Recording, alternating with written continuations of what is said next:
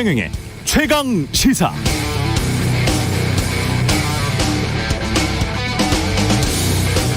법인세를 개혁해서 그들이 내야 할 몫을 치르게 하겠습니다. 그 돈으로 공공투자를 확대하면 기업들도 이 공공투자 혜택을 받게 될 것입니다. 우리는 땀 흘린 노동에 보상을 하지 그 자체에 대해서 보답하지는 않겠습니다. 미국에서 가장 부유한 1%, 1년에 40만 달러 이상 버는 사람들의 연방정부 소득세율을 조지 W. 부시 대통령 이전의 세율 39.6%로 되돌려 높여놓겠습니다. 취임 100일을 맞은 바이든 미국 대통령의 국회 연설 중 한 대목을 읽어드렸습니다. 특히 제 가슴을 때린 대목은 이 부분. 우리는 노동에 대해서 보상을 하지 부에 대해서는 보상하지 않겠다. 노동 중심, 일자리 중심, 중산층 중심의 전통적인 미국 민주당의 목소리를 강하게 낸 이 대목인데요. 미국 정치인들이 평소에 많이 하는 말입니다. 그런데 한국인인 제 가슴을 때린 이유는 이런 말을 만약 한국의 정치인이나 대통령 후보들이 했다면 어떤 말을 들었을까라는 생각 때문이었습니다. 우리는 노동에 대해 보상하지 부에 대해서는 보상하지 않겠다. 반시장, 사회주의, 공산주의, 포퓰리즘, 좌파, 종북 그렇게 막 비판받았을 것 같지 않나요? 누가 이상한 걸까요? 자본주의 천국이라는 미국? 아니면 저런 말은 왠지 사회주의인 것처럼 그렇게 들리는 한국?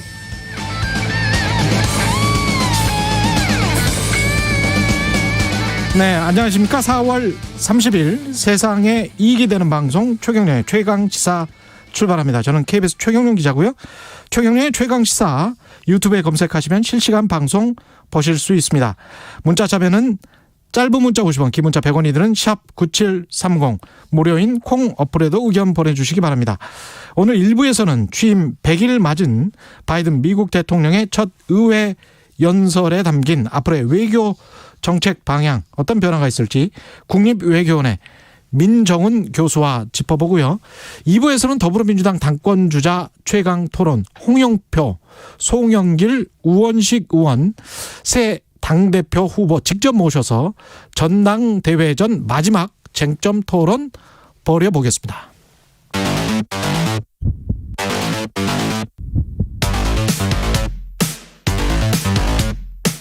오늘 아침 가장 뜨거운 뉴스 언박싱. 네, 뉴스 언박싱 시작합니다. 민동기 기자, 한겨레 신문 하호영 기자 나와 있습니다. 안녕하십니까? 안녕하십니까? 안녕하세요. 차기 검찰총장 후보 4명으로 압축됐습니다. 예. 김호수 전 법무부 차관, 조남관 대검 차장검사, 예. 오본선 광주고검장, 배성범 법무연수원장 이렇게 4명으로 압축이 됐는데요. 예. 관심을 모았던 이성윤 서울중앙지검장은 탈락했습니다. 박범계 법무부 장관이 이 중 한 명을 제청을 하면 문재인 대통령이 최종 후보로 이제 지명을 하게 되는데요. 예. 추천위원이 9명이었거든요. 이번에 심사 대상자가 13명이었습니다. 예. 이 13명 가운데 각자 적임이라고 생각하는 후보 4명을 적어내는 방식으로 후보군을 압축을 했다고 하고요. 예. 박상기 전 법무부 장관이 위원장이었는데 예. 규정대로 공정하게 후보 선정을 했고 회의 중 특별한 큰 이견은 없었다. 이렇게 기자들에게 설명을 했습니다. 기자들은 왜 이성윤 중앙지검장을 유력한 후보라고 그동안 계속 보도를 했을까요? 무슨 근거로 보도를 한 겁니까? 이건? 실제로 예. 여당 내에서도 예. 이성윤 중앙지검장이 검찰총장으로 임명되는 것이 예. 이후에 그 정권 하반기에 유리한 국면으로 갈 수 있다는 의견이 나오기는 했었고요. 예. 다만 이제 언론에서 봤을 때는 그것이 또한 새로운 구도가 형성되는 것을 미리 예견된 것이 아닐까라는 생각도 듭니다. 어떤 말씀이냐면요. 예. 이성윤 중앙지검장이 임명이 된다라는 것은 이 검찰개혁이라는 주제가 그것이 이제 정책적 우선순위를 떠나서 정부 내부에서 충돌로 다시 한번 비화될 수 있는 가능성을 가지고 또 다른 측면에서는 최근 수사 대상이 됐다는 측면 이런 측면에서도 좀 논란이 가능하기 때문에 예. 충분히 가능하지 않았을까라고 전망을 해보는 입장에서 그렇게 이야기를 한 것 같습니다. 근데 저는 그것도 좀 말이 안 된다고 보는 게 아니 추천위원 9명은 그러면 바지 사장들입니까? 이번 아니 저녁 추천위원들 9명을 놔두고 여당에서 이성윤이 될 것 같아라고 한다고 한들 여당이 어떻게 영향을 미칠 수가 없는 구조잖아요. 그러면 이 구조나 시스템 자체를 처음부터 다 무시하고 모든 것은 여당이나 대통령 마음대로 된다라는 그런 생각하에 지금 기사를 쓰고 있는 거 아니에요? 그러니까 이성윤 지검장이 유력하다라고 썼던 그 언론들이 있지 않습니까? 예. 이번에 좀 다시 한번 곰곰이 생각해봐야 할 대목이 있는 게요.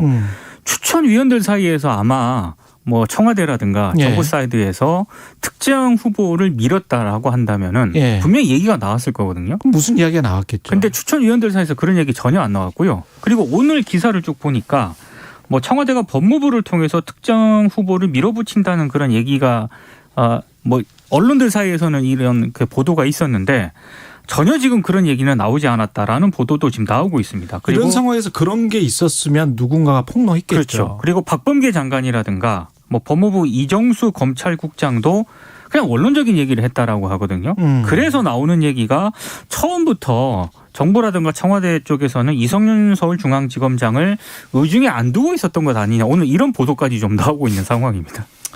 모르겠습니다. 예. 제가 어제도 말씀드렸지만 궁예 관심법 같은 정치 보도들이 너무 많아요.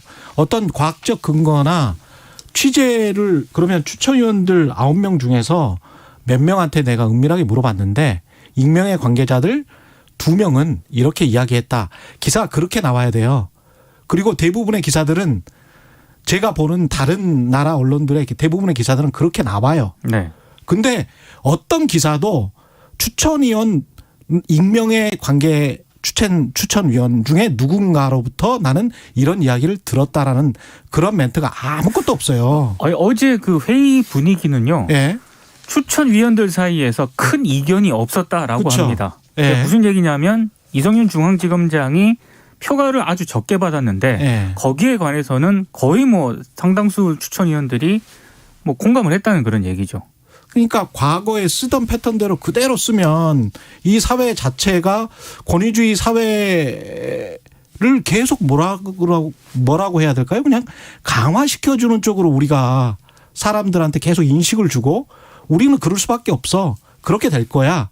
이런 식의 정치 보도를 하면 안 된다는 거죠.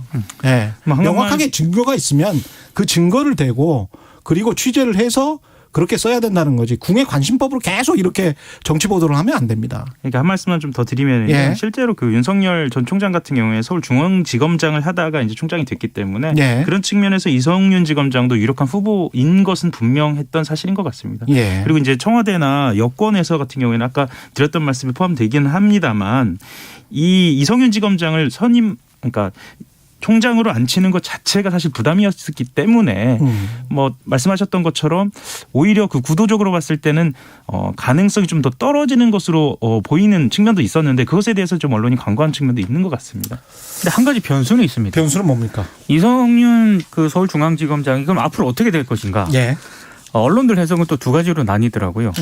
중앙지검장 유임될 것이다. 이렇게 해석하는 쪽이 있고 다른 하나는 대검 차장으로 승진할 가능성도 있다. 뭐 이렇게 오늘 두 가지 갈래로 좀 나뉘는데요. 이것도 역시 가능성이기 때문에 지켜봐야 할 것 같습니다. 그래서 4명 후보들 중에서 지금 누군가 또 유력한 후보라고 오늘부터 보도를 하고 있던데. 이름 나오고 있습니다. 예, 이름 나오고 있던데 네. 그냥 이야기 안 하겠습니다. 네네네.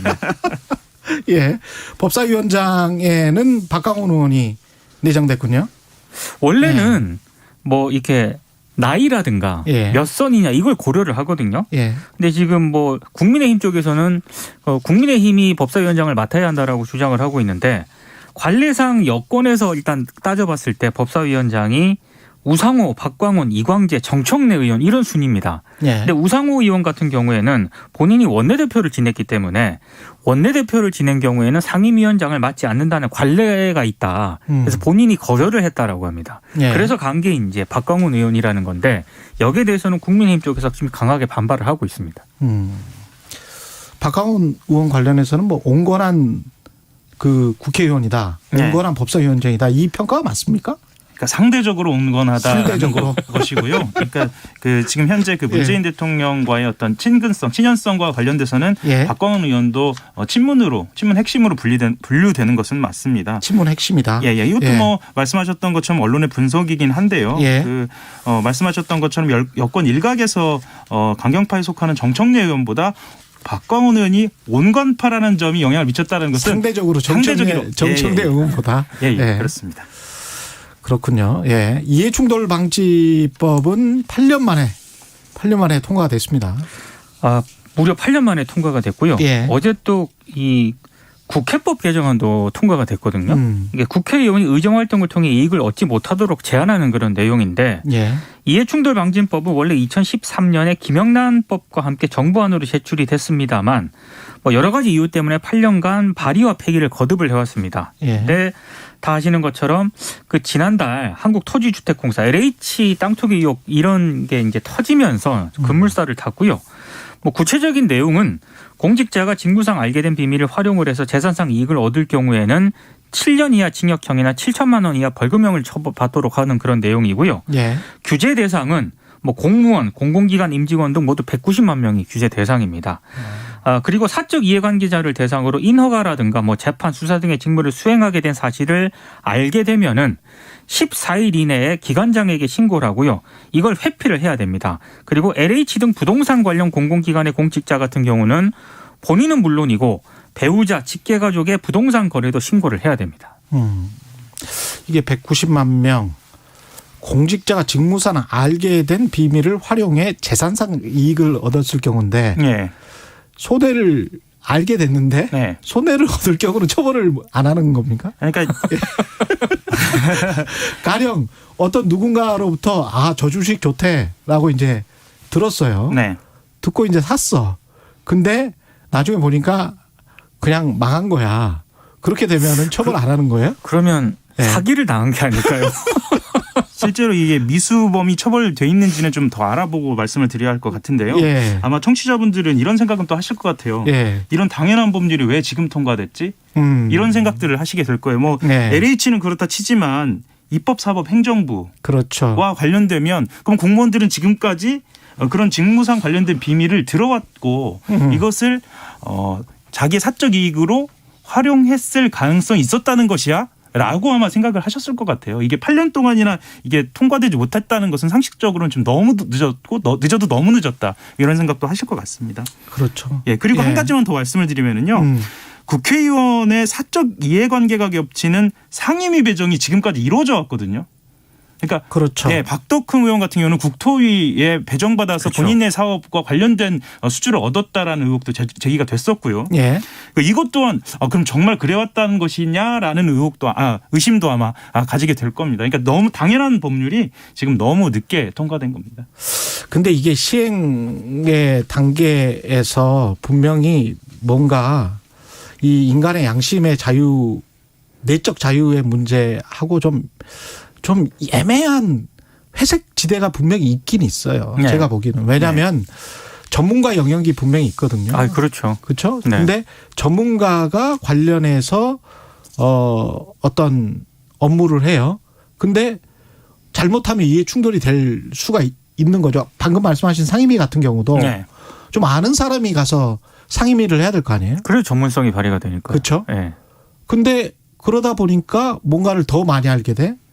그래서 사적 정보, 그 공적 정보를 취득하게 돼요. 네. 그거를 사적 이익과 어떤 행동으로 연결시키는 그 문제의 인과관계를 밝혀내는 게 이거 법 실제로 시행되게 되면 소송에서는 상당히 많은 이야기들이 오고 갈 것 같습니다. 그래서 네. 실제로 그 직무 관련성 때문에 네. 지금까지 미뤄져 온 것으로 그쵸. 그렇게 이제 분석은 하고 있습니다. 예.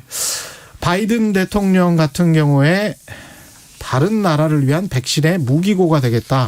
이번에 국회 연설에서 그런 이야기 했었죠. 예. 예. 현지 시각으로 취임 후 첫 연방의회 예. 상하원 합동연설에서 이렇게 이야기했는데요. 예. 그대로 좀 말씀을 드리면 2차 세계대전 당시 미국이 전 세계 민주주의 무기고였듯이 팬데믹 시대를 맞아 다른 나라를 위한 백신의 무기고가 되겠다라고 이야기를 했습니다. 좀 부럽다라는 생각도 좀 듭니다. 멋진가요? 예, 멋집니다. 예. 바이든 대통령은 예. 취임 100일 만에 예. 코로나19 백신 1억 회 접종을 약속했고 예. 현재 우리는 2억 2천만의 접종을 달성했다. 이런 예. 이야기도 했습니다. 저는 이 부분에서 바이든 대통령이 약간 위선적이다 이렇게 생각하는 게 네. 지난 3월부터 이미 미국 언론에서 나왔던 이야기는 왜 쌓아놓고 있느냐 그렇죠. 백신을. 네. 그러면서 굉장히 미국 국회 내에서도 비판이 많았었고요. 그리고 언론들도 비판을 많이 했었습니다. 근데 아스트라제네카 백신 6천만 개를 지금 바로 이 직전에 인도가 난리가 나니까 네. 그쪽 비롯해서 이렇게 공급을 하기로 했단 말이죠. 네. 근데 아스트라제네카 백신에 관한 승인은 아직 안 났어요. 맞아요. 미국 내에서는. 네. 그러니까 본인들 국내에서 승인 안 난 백신 물론 한 5월 달에 날 것 같기는 한데 그걸 공급하겠다는 거잖아요. 인도에. 예. 그건 좀 위선적이지 않나. 하려면 좀 빨리 했어야 되지 않나. 네. 예. 그런 생각이 좀 들어요. 그러니까 예. 말씀하셨던 것처럼 아스트라제네카나 화이자 모더나를 공평하게 분배하는 것이 아니라 그렇죠. 그렇죠. 그러니까 효과가 좋은 화이자 모더나 같은 경우 일단 좀 예. 보류하고 있고 예. 나머지 이제 아스트라제네카만 백신 원료를 인도에 2천만 회 이상 만들 수 있게 보내겠다 뭐 이런 거거든요. 그렇죠. 그런 상황입니다. 예. 백신 이기주의라는 비판을 받으니까 저는 좀 생색내기용 아닌가 이런 의심도 약간 하게 그런 됩니다. 게 있습니다. 네. 자국 우선주의로 쭉 갔어요. 맞습니다. 지금 지난 100일 동안 쭉 갔다가 너무 힘드니까 맞습니다. 이 정도는 이제 해야 되겠다. 우리는 충분히 확보했으니까 뭐 그런 차원이라고 저는 이해를 하고 있습니다. 현실적으로는. 예. 오프닝에서 말씀하셨던 그 사회주의에 가까운 그런 논란과 예. 이 백신 이기주의 모두 미국이니까 그렇죠. 가능한 그런 이야기인 것 같습니다. 뉴스 언박싱 민동기 기자, 한겨레 신문 하우영 기자였습니다. 고맙습니다. 고맙습니다. KBS 1라디오 최경영의 최강시사 듣고 계신 지금 시각 7시 37분입니다. 날씨 정보입니다. 어젯밤부터 내린 비 오늘 아침까지 내리다가 곧 그치겠습니다. 이제 강원도에는 5에서 30mm 정도의 비가 더 내릴 걸로 보여집니다. 오늘 중부지방은 대체로 흐리겠고요. 남부지방은 대체로 맑겠습니다. 낮 기온이 많이 내려갑니다. 서울이 16도에 머물겠고요. 춘천, 대전 17도, 대구 20도 등 전국적으로 14도에서 22도의 분포를 보이겠습니다. 오늘 낮까지 충청과 남부 제주에는 바람이 매우 강하게 불겠고요. 내일 낮에도 역시 충청도 아래쪽으로 바람이 강하겠습니다. 전반적으로 바람이 약간 강하게 불겠습니다.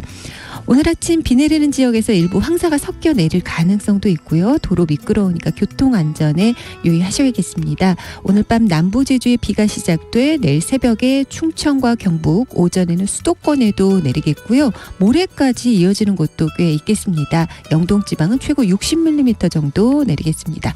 지금 서울의 기온은 9.6도, 습도는 90%입니다. 날씨였고요. 다음은 이 시각 교통 상황 알아보겠습니다. KBS 교통정보센터의 이현 리포터입니다. 네, 이 시각 출근길 교통정보입니다. 빗길에선 평소처럼 운행해도 과속이 됩니다. 방어 운전해 주시기 바랍니다. 서울시내 내부순환도로 양방향의 돌발 상황이 있는데요. 특히 성산 쪽으로는 연희램프 부근에서 사고를 처리하고 있고요. 여파가 기름 램프까지 미치고 있습니다. 반대 성수대교 쪽으로는 홍지문 터널 안에 고장난 차가 있어서 홍제 램프부터 밀리고 있습니다. 고속도로 아직까지 많이 어렵진 않습니다. 다만 경부고속도로 서울 쪽은 기흥에서 수원 쪽으로 막혔다가 다시 단란해에서 반포 쪽으로 가다서다 반복입니다. 부산 쪽으로 가신다면 한남에서 반포까지 그리고 신갈에서 수원 쪽으로 속도가 떨어지고 있고요. 동탄 분기점 부근에서 정체입니다. KBS 교통정보센터였습니다. 오늘 하루 이슈의 중심. 당신의 아침을 책임지는 직격 인터뷰.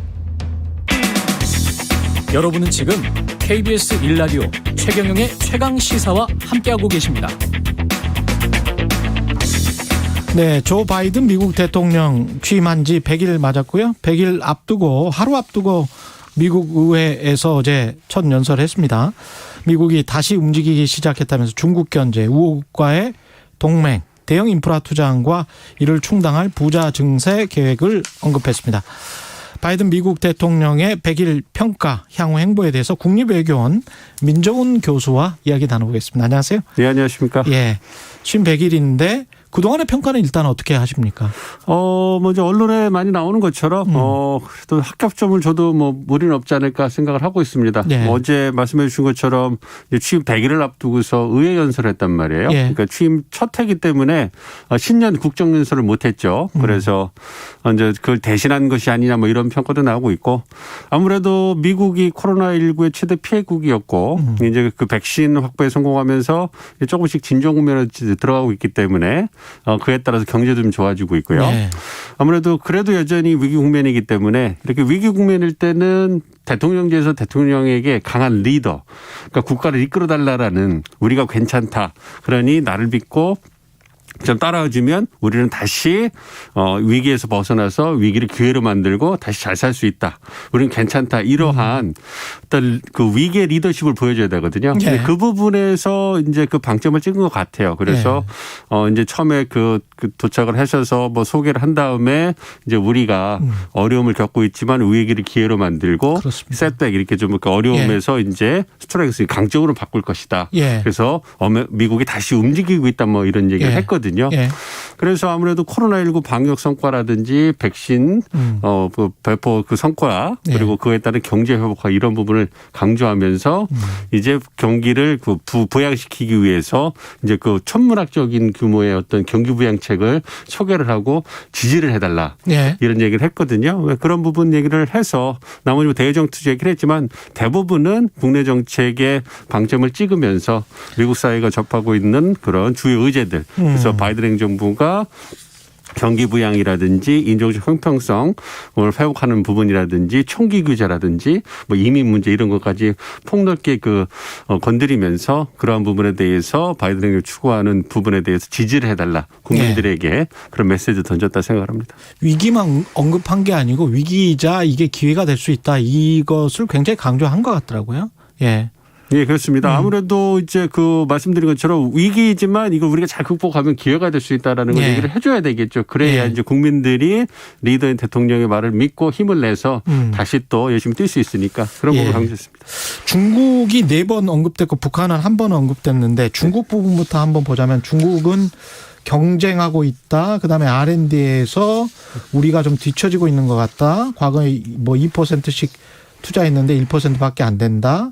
기후변화 관련해서는 중국, 러시아랑 같이 해야 된다. 공정한 게임의 규칙, 국제무역에서 공정한 게임의 규칙을 중국이 어기고 있다는 뉘앙스로 지금 이야기를 하고 있는 거잖아요. 마지막 부분이 굉장히 좀 어떻게 보면 센 워딩인데, 예. 사실 그 바이든 행정부, 트럼프 행정부 이어서 바이든 행정부에서 대중국 경제 정책에 나오는 그 톤이라고 그랬죠. 그 예. 어감을 보면 사실 어제 그 바이든 대통령이 한 거는 그 센 거는 아닙니다. 아, 그래요? 전방위적으로 중국 대륙에 들어갔기 때문에 그런 부분은 아닌데요.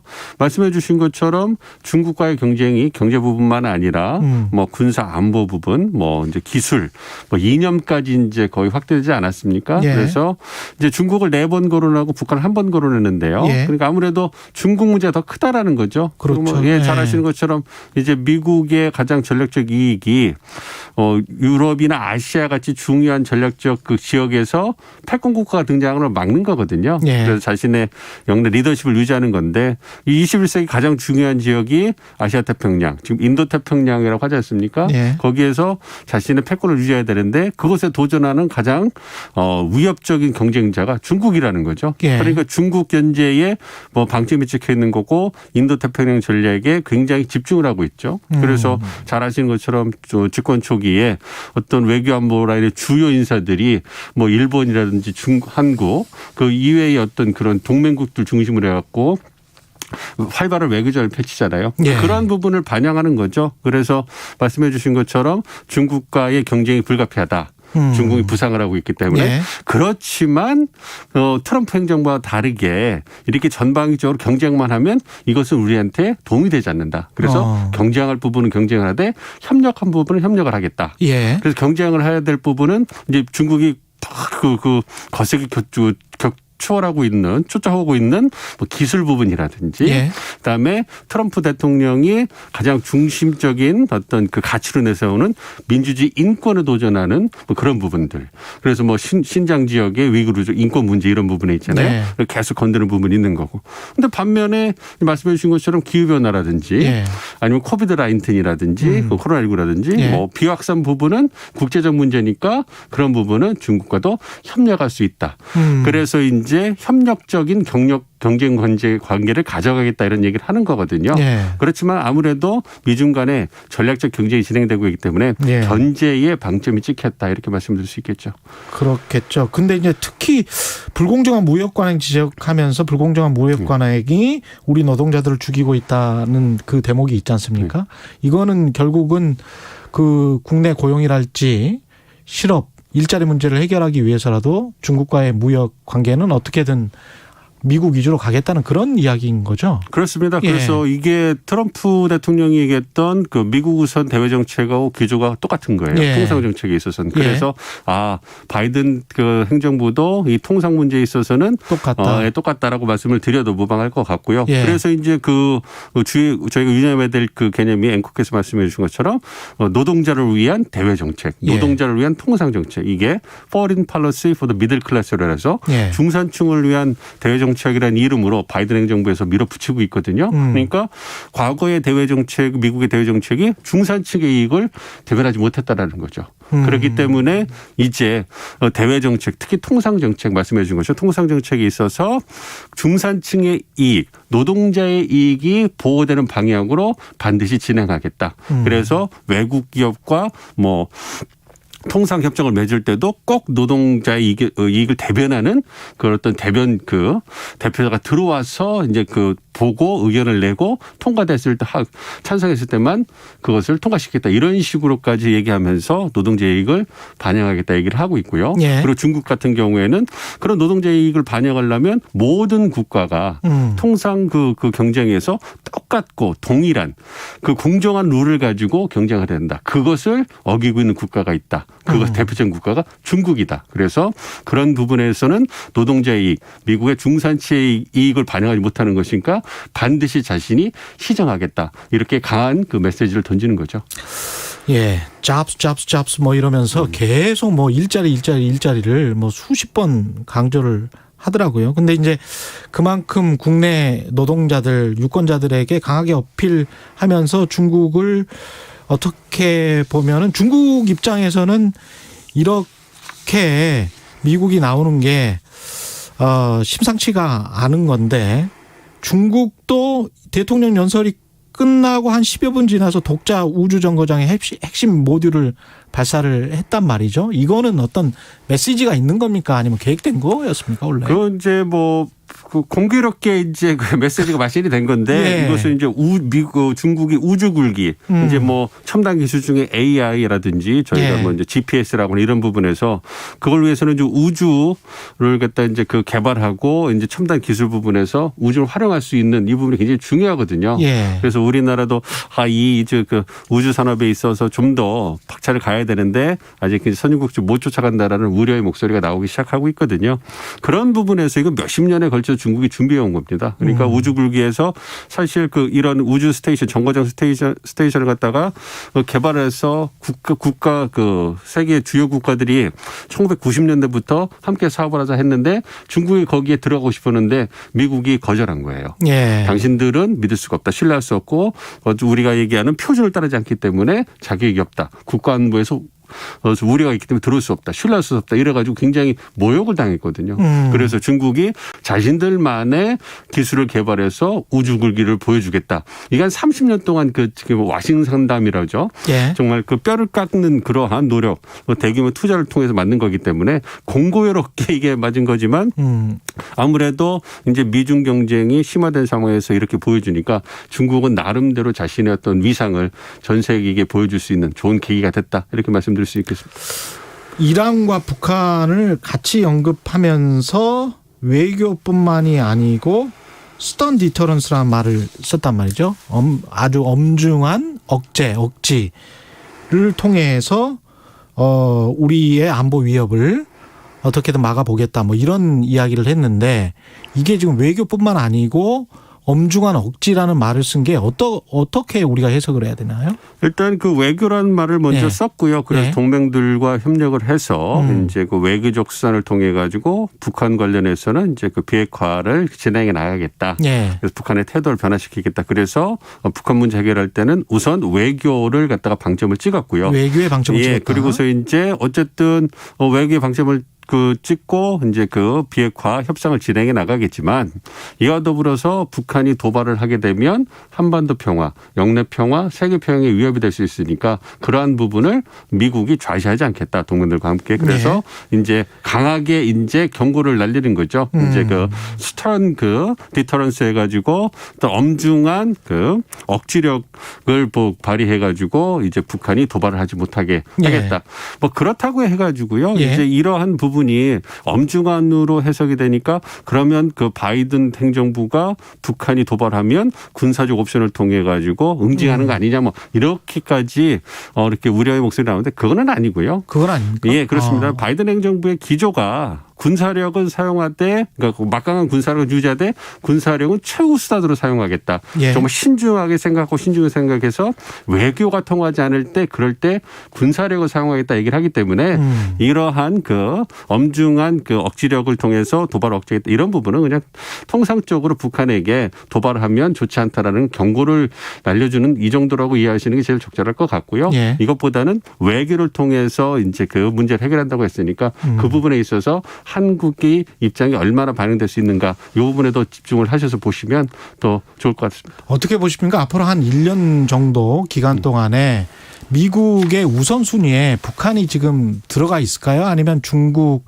그다음에 백신 문제도 있고 코로나 국내 문제가 있기 때문에 국내 경제 중국 그다음에 한참 뒤에 북한이 있는 겁니까? 어떻게 보세요? 아무래도 대외 정책 부분에서는 중국이 제일 먼저 들어올 거고요. 예. 이제 그 다음에 이제 아프가니스탄에서 철수하는 문제라든지 예. 뭐 이란 핵협정 같은 부분이 사실 북한 문제보다는 바이든 행정부 우선순위가 있을 수 있어요. 그렇지만 이제 그 인도 태평양 전략에서 중요한 동맹국인 한국이 가장 그 우선순위에 부여하고 있는 그러한 이슈가 대북 정책이거든요. 예. 북핵 비핵화 협상이기 때문에 이 부분에 대해서 어떤 그 한국의 도움이 절실히 필요한 미국도 예. 무시할 수는 없는 거죠. 그렇기 때문에 이제 그 다음 달 한미 정상회담이 되게 되면 이제 그 북핵 문제를 해결하기 위해서 어떠한 그 접근법을 보여줄 건가가 얘기가 될 거고요. 예. 그래서 중요성은 떨어지지만 그러나 무시할 수는 없을 것이다. 그래서 이제 문재인 정부가 올해가 마지막 임기가 되는 거기 때문에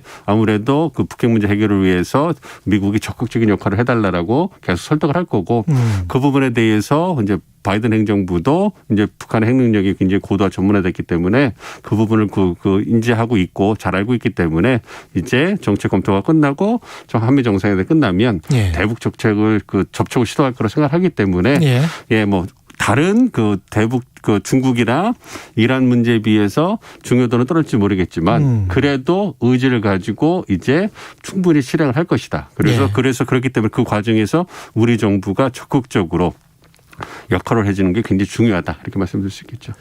그 바이든 대통령 같은 경우에 이제 그 엄청난 인프라 투자를 또 계획을 하고 있는 것이고 그다음에 계속 이제 돈이 굉장히 많이 풀린 상황인데도 계속 설비 투자, 교육, 그다음에 아이들 뭐 헬스케어 그 보험 같은 경우도 굉장히 늘릴 것 같고요. 그런데 그걸 국채 발행하는 게 아니고 증세하겠다는 거를 바로 이렇게 취임한 100일 만에 그 전에도 그런 이야기를 하긴 했습니다만은 굉장히 공격적인 것 같은데 어떻게 보십니까? 공격적일 수밖에 없죠. 예. 가장 중요한 핵심 사업이고 예. 이 부분의 성과를 통해 가지고 내년에 중간 선거라든지 대선의 어떤 그 동력을 마련해야 되게 됐지만 그렇군요. 잘 아시고 지금 대통령 임기가 4년이고 이제 중간 선거 되면 굉장히 좀 인기가 시들시들해지기 때문에 예. 초기에 우리가 그 허니문 신혼기를 계속 지지도가 좋잖아요. 예. 이걸 바탕으로 해가지고 가장 중요한 핵심 사업 의제를 갖다가 밀어붙이는 거죠. 그래 그걸 통해 가지고 이제 향후 남은 임기 동안에 국정 운영의 동력을 얻어야 되기 때문에 예. 그러니까 말씀해 주신 것처럼 지금 뭐 대규모의 경기 부양책이 바이든 행정부가 내서는 가장 핵심 의제라는 거죠. 미국이 처한 상황에서 이제 그 대규모 경기 부양 정책을 통해 가지고 이제 그 이 부분을 해서 경제를 반등시켜야 된다. 그렇지 않으면 자신의 정권의 미래는 없을 수 있다라는 위기감도 깔려 있는 것이고요. 그렇기 때문에 민주당 정권이 원래 좀 그 공화당 정권에 비해서 예. 적극적인 정부 역할을 강조하는 진보 그렇죠. 정당이기 네. 때문에 뭐 그 부분에 있어 가지고 증세를 통해서 한다는 부분은 사실은 뭐 민주당 기조하고 맞는 부분이긴 합니다만 예. 과거 한 30년 동안에 신자유주의라고 해서 작은 정부를 선호하는 기조가 있었거든요. 그렇죠. 근데 이제 그 예. 코로나19라는 위기 상황이 닥치면서 이제 변곡점이 생기면서 이제는 보다도 그 큰 정부 좀 정부가 보다 적극적인 역할을 해도 무방하지 않겠느냐라는 분위기가 조성된 것 같아요. 그래서 그런 분위기를 읽고서 치고 나가는 것 같습니다. 이게 전 세계적인 기조로 우리에게도 영향을 미칠 것 같습니까? 어떻게 보세요? 이런 세제 정책이랄지 어떤 부자 증세, 특히 이제 대기업에 관한 증세를 계속 논의하고 있는데 공화당은 반대를 지금 하고는 있지만 어떻게 보십니까? 마지막으로. 아무래도 이제 이러한 정부가 적극적인 역할을 해서 지금 국가적인 위기 상황을 벗어나야 된다는 부분에 대해서는 전 세계적으로 공감대가 있는 것 같고요. 예. 한 10초 남아서. 예. 그렇습니다. 그래서 우리도 이제 논의가 되기는 할 것입니다만 그렇지만 이제 우리 규모는 미국보다 훨씬 작기 때문에 예. 그런 부분에서 탄력적으로 조정이 가져가지 않을까 생각합니다. 사주보고 생전 처음입니다.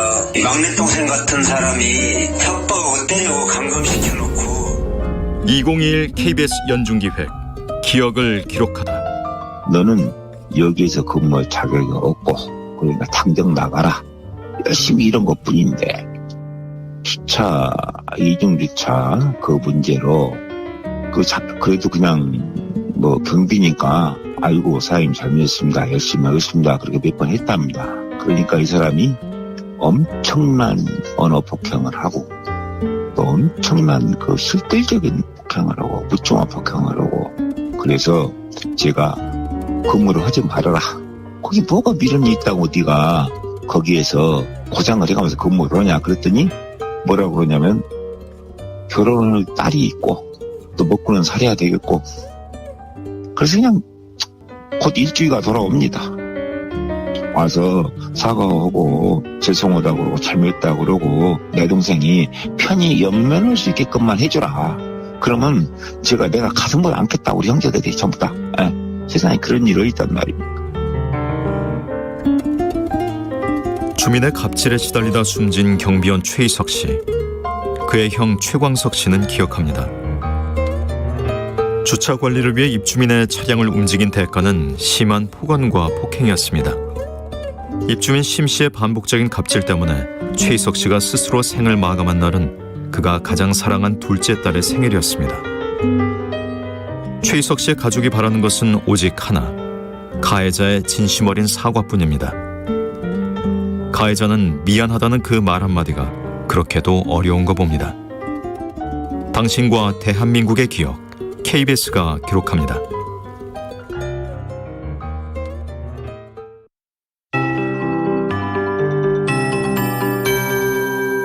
KBS 58분 날씨. 요즘 비나 소나기가 번갈아 내리는 이유가 기압골도 자주 통과하고요. 상층에 찬 공기가 들어와 상하층 간의 기온차가 커지기 때문인데요. 지금 약하게 비 내리는 곳이 많습니다. 실비, 는개비, 이슬비 형태인데요. 이 4월이 끝날인 오늘 아침까지는 이렇게 비가 내리는 곳이 꽤 있겠습니다. 중부지방에서 지금 흐린 가운데 비가 내리고 있는데 오늘 이렇게 강원도에서는 5에서 30mm의 비가 오고 그 밖의 중부지방은 5mm 미만의 비가 뿌려진 뒤 개겠습니다. 남부지방은 오늘 대체로 맑겠습니다. 그러나 비가 내리는 동안 황사가 섞여 내리는 곳이 있겠습니다. 도로도 미끄러우니까 교통안전에 유의하셔야겠습니다. 오늘 낮까지 충청과 남부, 제주지방에는 바람이 초속 8에서 13m로 강하게 불겠고요. 내일 낮에도 역시 바람이 강하겠습니다. 오늘 밤 남부와 제주에 비가 또다시 시작돼 내일 새벽에는 충청과 경북, 오전에는 수도권으로 확대가 되겠습니다. 모레까지 이어지는 곳도 꽤 있을 텐데요. 영동 지방으로는 20에서 60mm, 영서와 경북, 제주 10에서 40mm 정도 내리겠습니다. 모레는 아침 기온이 오늘보다 2도에서 5도 내려가면서 대부분 지역 쌀쌀해집니다. 오늘 낮 기온 서울 16도, 대전 17도, 대구 20도 정도 보고 있습니다. 지금 서울의 기온은 9.8도입니다. 강혜종입니다.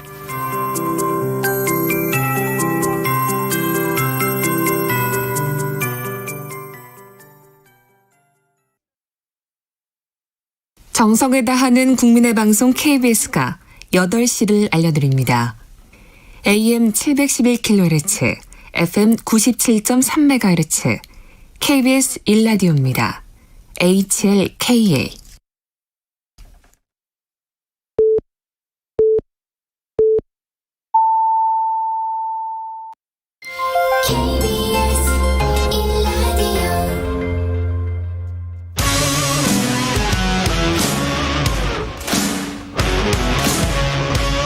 오늘 하루 이슈의 중심 최경영의 최강 시사.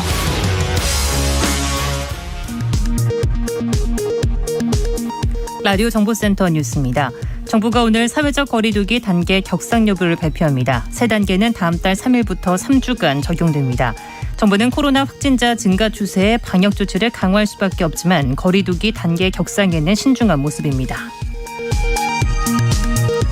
코로나19 백신 1차 접종 인원이 누적 300만 명을 넘어선 가운데 5월부터는 65세에서 74세 어르신, 30세 이상 교사 및 돌봄 인력, 만성 중증 호흡기 질환자 등 신규 접종군이 추가돼 접종에 한층 탄력이 붙을 것으로 보입니다.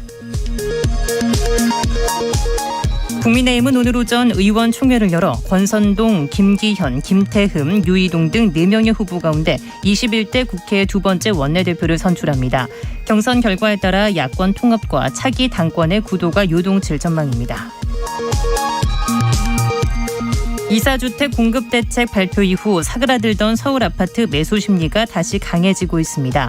한국부동산원에 따르면 금주 서울 아파트 매매 수급 지수는 102.7로 지난주보다 1.6포인트 올라 3주 연속 기준선을 넘겨 상승했습니다.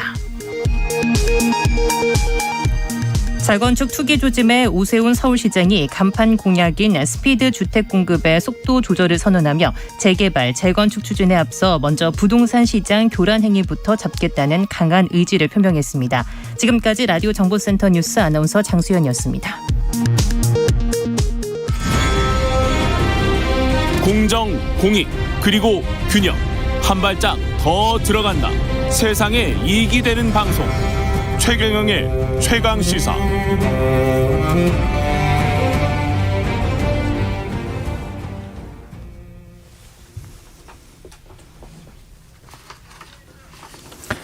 네, 더불어민주당 새 당대표와 최고위원을 선출하는 전당대회가 이틀 앞으로 다가왔지만 판세 여전히 안개 속이고요. 수요일부터 대의원 권리당원의 온라인 투표 이미 진행됐고 오늘부터는 ARS 전화투표, 또 어제부터 오늘까지는 국민 일반 당원 여론조사가 한창 진행되고 있습니다. 문재인 정부 임기 말을 성공적으로 마무리하고 내년 대선 관리라는 중책을 맡게 될 174석 거대 여당의 새 당대표, 과연 누가 적임자일까요? 그 향배를 가늠해 볼 수 있는 전당대회 전 마지막 합동 토론을 오늘 최강 시사가 마련했습니다. 당 쇄신 방안부터 부동산 정책, 민생 현안에 대한 입장까지 오늘 세 분과 함께 스튜디오 모셔서 총정리해 보겠습니다. 기호순으로 소개해 드립니다.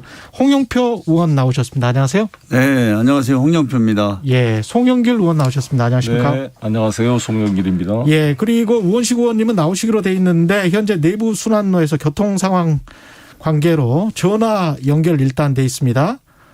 안녕하세요. 네, 안녕하세요. 우원식입니다. 예, 지금 오고 계십니다. 최경영의 최강시사 유튜브에 검색하시면 실시간 방송 보실 수 있고요. 스마트폰 콩으로 보내시면 무료입니다. 문자 자면은 짧은 문자 50원, 긴 문자 100원이 드는 샵 9730. 무료인 콩 어플에도 의견 보내주시기 바랍니다.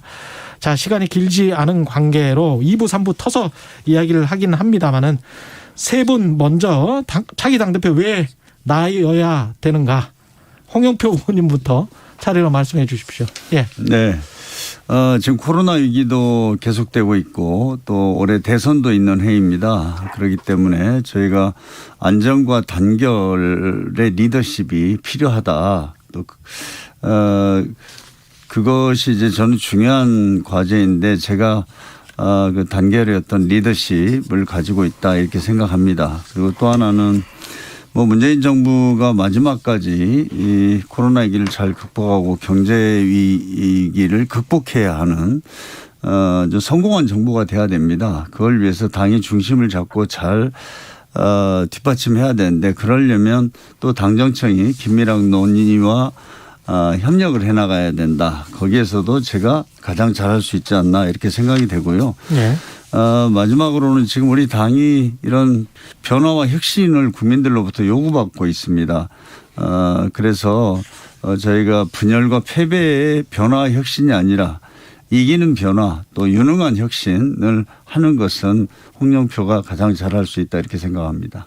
송영길 의원님.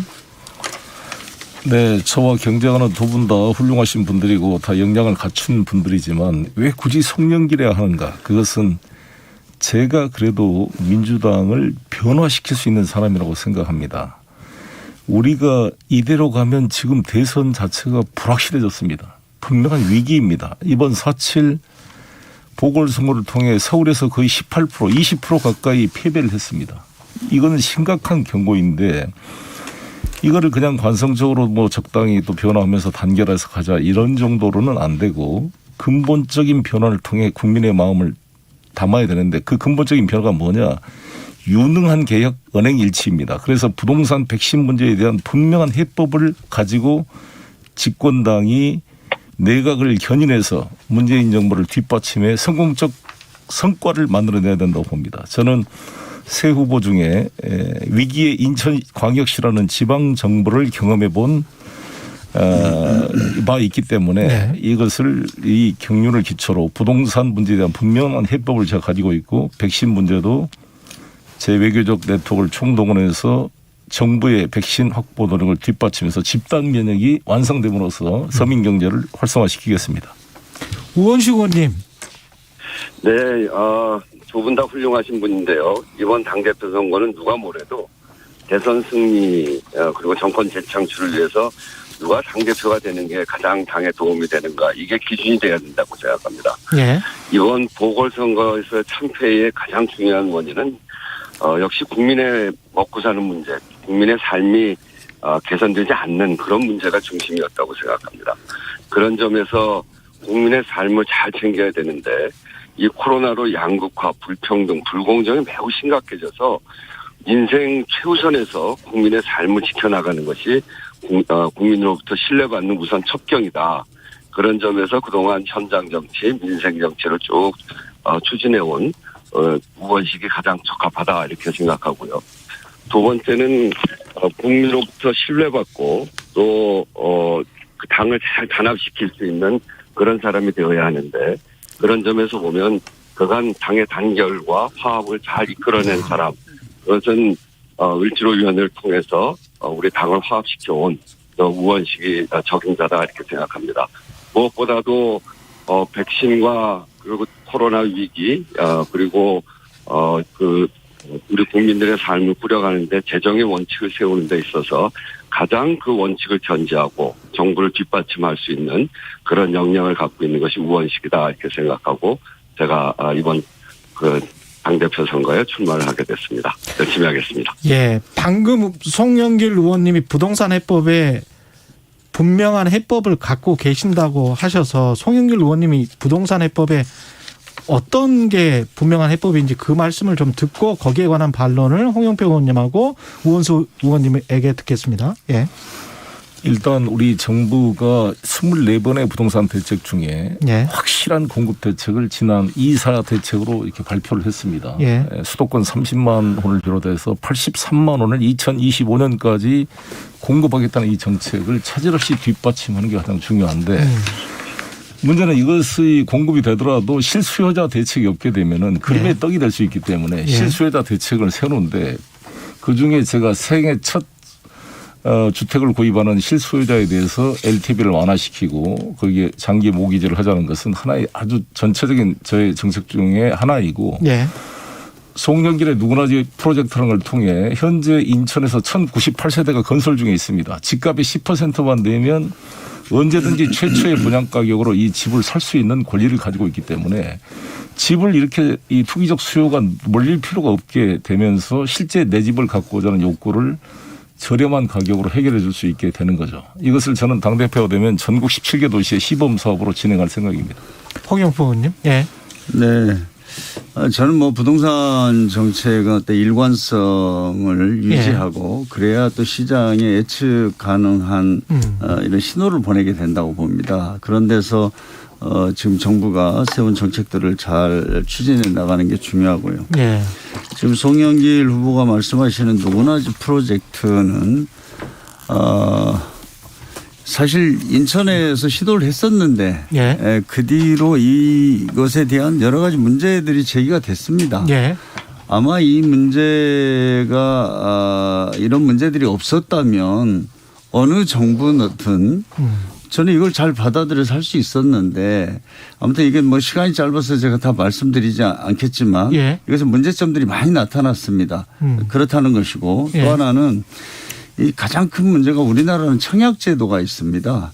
예. 지금 분양을 받기 위해서는 청약통장을 통해서 그걸 받게 돼 있는데 지금 누구나 집 프로젝트의 또 가장 큰 문제점의 하나는 과연 이게 어떤 투명성을 유지하면서 청약제도를 뛰어넘는 그런 어떤 그 분양 시스템을 가질 수 있느냐 하는 것이 또 과제가 되고 있거든요. 그래서 예. 저는 이제 이 누구나 집 프로젝트는 아이디어가 좋고 그렇지만 아직은 좀 더 가다듬어야 되고 이것은 현재까지는 어떤 대안이 될 수 없다 저는 그렇게 생각합니다. 그래서 예.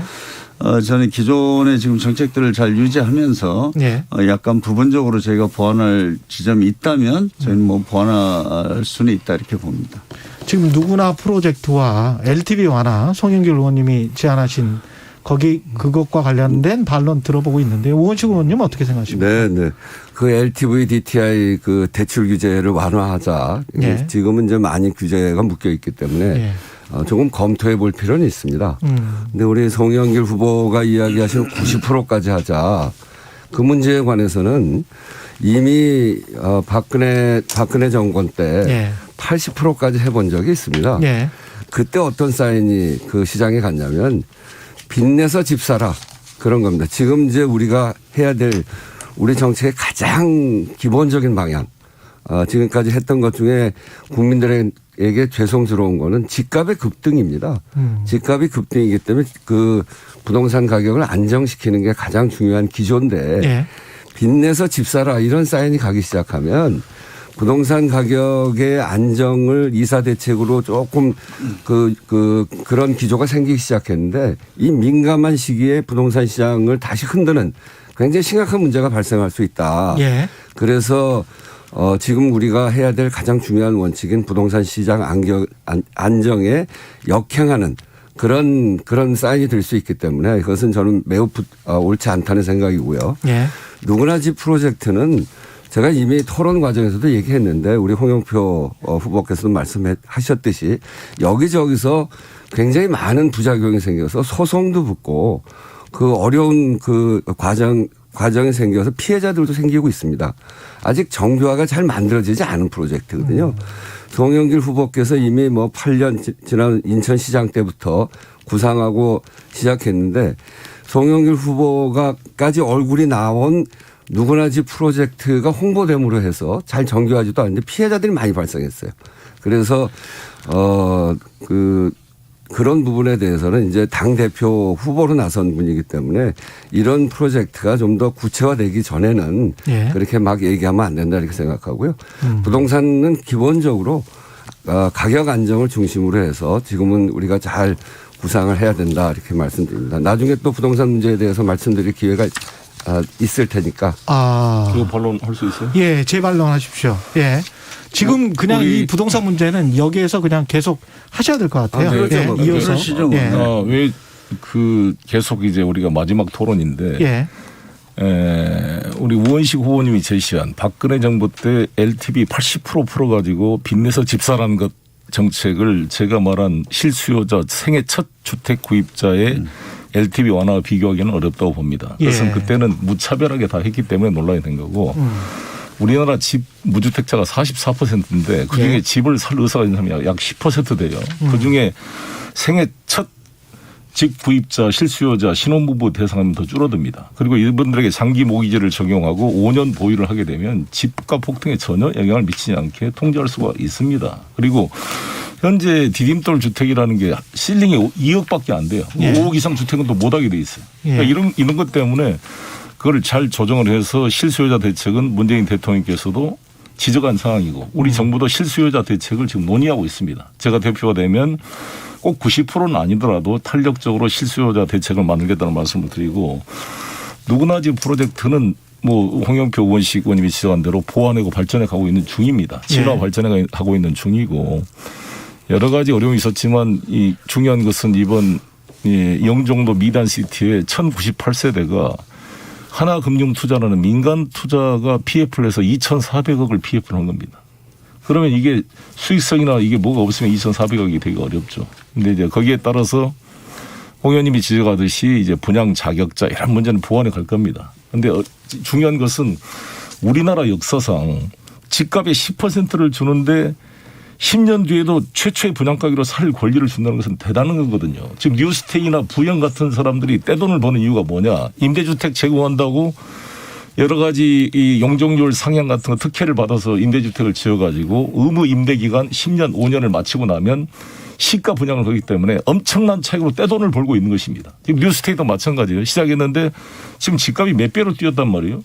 그럼 의무 임대기간 10년 또 5년이면은 현 입주자한테 또 매각할 수 있게 돼 있어요. 이제 가석방처럼. 그러면 이 차익을 다 이 건설사가 가져가는 것은 잘못된 거다. 이 차익을 입주민에게 돌려주겠다는 게 이 누구나 집 프로젝트의 구상입니다. 제가 관련해서 세금 이야기까지 같이 좀 해주셨으면 좋을 것 같아요. 종부세 완화 이야기도 계속 나오고 있으니까. 우리 송영길 후보가 얘기하는 누구나 집 프로젝트하고 논쟁할 필요는 없고요. 누구나 집 프로젝트라는 것의 핵심은 본인이 10%만 내고 80%는 융자받고 그리고 사업자가 10% 내는 거거든요. 그러니까 10%만 내고 90%의 지원을 받아서 하는 건데 문제는 분양 자격이나 사업자 자격이 없어요. 그러니까 누구나 하는 거예요. 누구나. 그러니까 있습니다. 그는 있는데 좀 더 공부를 해보시고. 아니 그렇지 않고. 그래서 8년 동안 연구한 걸 함부로 규정하지 마시고. 사업자 분양 때문에. 사업자 자격이 제한이 없기 때문에 그러니까 이제 그 지역주택조합 비슷한 건데 자격이 없어요. 그래서 거기서 부실이 생길 경우에 대책이 없다는 게 가장 큰 문제죠. 그래서 그건 그런 정도로 하고 저는 이제 집값 안정이 핵심인데 집값을 올려놓은 상태에서 세금을 좀 조정하고 뭐 종부세로 움직인다거나 DTI, LTV 뭐 90% 해가지고 돈을 좀 더 빌려준다고 이런 방식으로 해서는 안 된다고 생각해요. 집값이 너무 올랐는데 우리 청년들이 거기에 어떻게 접근을 하겠어요. 90% 돈을 빌려준다고 하더라도 그걸 갚아 나가야 될 거 아니에요. 그러니까 그 굉장히 많은 빚을 어떻게 감당하냐 이겁니다. 그래서 중요한 것은 집값을 낮춰야 되는데 저는 그런 점에서 우리 주택임대사업자들이 특혜를 갖고 있어요. 특히 생계형은 뭐 제외하더라도 그 아주 그 사업형 그런 분들 뭐 700채, 1000채 이렇게 갖고 있는 분들 거기는 종부세를 합산 배제를 시켜놨기 때문에 집을 많이 갖고 있어도 종부세를 안 냅니다. 그러다 보니까 갭 투자에서 자꾸 늘려가거든요. 지금 그 제도가 그렇게 설계되어 있습니다. 그러니까 그런 특혜를 없애야 된다고 봐요. 주택임대사업자들이 지금 갖고 있는 집 전체가 160만 호입니다. 부산 전체의 집 숫자보다 많아요. 그러니까 여기에서 특혜를 걷어내서 그런 것들이 시장에 나오게 하고 이런 과정을 거쳐서 그 집값을 안정시켜 가야 되거든요. 우리가 공급 대책 잘 세우는 것도 중요한데 이렇게 한쪽으로 특혜를 줘서 집들이 모여 있고 거의 160만 채나 되는 집들이 이렇게 되는 건 전 부당하다고 생각하고요. 그런 점에서 집값 안정을 위해서는 주택임대사업자들에게 주어져 있는 특혜 그걸 폐지해야 된다 이렇게 생각합니다. 종부세나 DTI, LTV를 이렇게 완화하는 걸 통해서 집값이 유지되는 것. 유지되는 사인을 시장에 보내는 것. 그건 전 굉장히 잘못된 정책이라고 생각합니다. 잠깐만요. 예, 홍 의원 말씀하시고 말씀하십시오. 예. 그러니까 이제 우리 부동산 정책에서 가장 어려운 점이 이런 것 같습니다. 모든 사람들이 강남에 살고 싶어 합니다. 예. 서울에 살고 싶어 합니다. 예. 지금 우리 수도권 인구 집중률이 53%거든요. 수도권에서는 사실 저희가 공급하는 것은 기본적인 한계가 있을 수밖에 없지 않습니까? 그래서 세금을 통한 규제가 불가피한 현실이 있습니다. 예. 그리고 또 그렇기 때문에 저는 어떤 보유세라든지 또 종부세 뭐 이런 걸 통해서 해결하는 것에 대해서 저희가 좀 일관성과 원칙을 가져야 된다 이렇게 생각하고요. 예. 저는 우선 자꾸 이제 우리 금융대출 완화를 뭐 청년 신혼부부는 90%까지 이렇게 대출 완화로 하자 이것이 위험한 것이 지금 대출이 차입자의 소득이나 미래 소득까지 고려해서 이루어지지 않으면 이게 굉장히 심각한 사회적 문제가 된다는 건 너무나 잘 아실 겁니다. 또 우리나라는 지금 가계 대출 비중이 전 세계에서 가장 빠르게 증가하고 있고 또 이것이 지금 큰 문제거든요. 이걸 억제하는 쪽으로 가고 있는데 또 이렇게까지 빌려주자 하는 것에 대해서 저는 또 동의할 수 없습니다. 우리나라 작년에 지금 GDP 대비해서 101%까지 이렇게 대출 비중이 올랐습니다. 가계 대출이. 그렇기 때문에 이 문제는 빚내서 집 사라 이런 논리하고 다를 바가 없습니다. 그리고 또 하나는 아무리 청년 신혼부부를 하더라도 이렇게 대출 규제를 풀어놓으면 지금 부동산 정책이 가장 중요한 것 중에 하나가 시장의 가격 안정인데 예. 이 수요가 어찌 됐든 늘어날 수밖에 없지 않습니까? 이 수요가 늘어나면 가격이 인상되고 또 가격이 인상되면 그것대로 또 가격 안정과 이렇게 이제 배치되는 측면도 있고 또 아예 무주택자들은 가격이 또 올라가면 아예 그냥 그걸 살 수도 없거든요. 예. 그렇기 때문에 정말 이 대출 규제 완화 일정 부분 조정할 필요는 있지만 90%까지 하는 것은 반대합니다.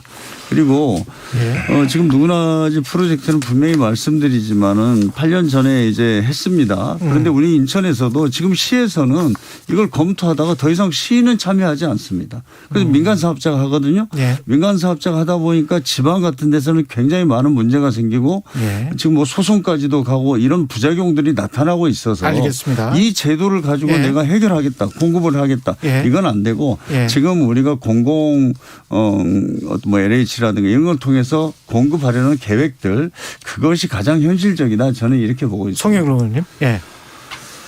저는 우리 민주당이나 우리 모두가 여야를 불문하고 오세훈 시장도 마찬가지고 이 부동산에 대한 이 근본적 고민이 부족해요.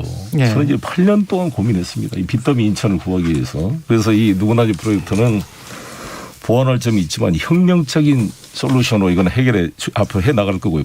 보여드릴 거고요. 중요한 것은 LTV를 완화하면 뭐 빚내서 집 사라 그러는데 가만히 생각하면 이렇습니다. 우리는 똑같이 빚을 내서 하고 있어요. 우리가 집 안 사면 돈 안 냅니까? 임대료를 내고 있어요.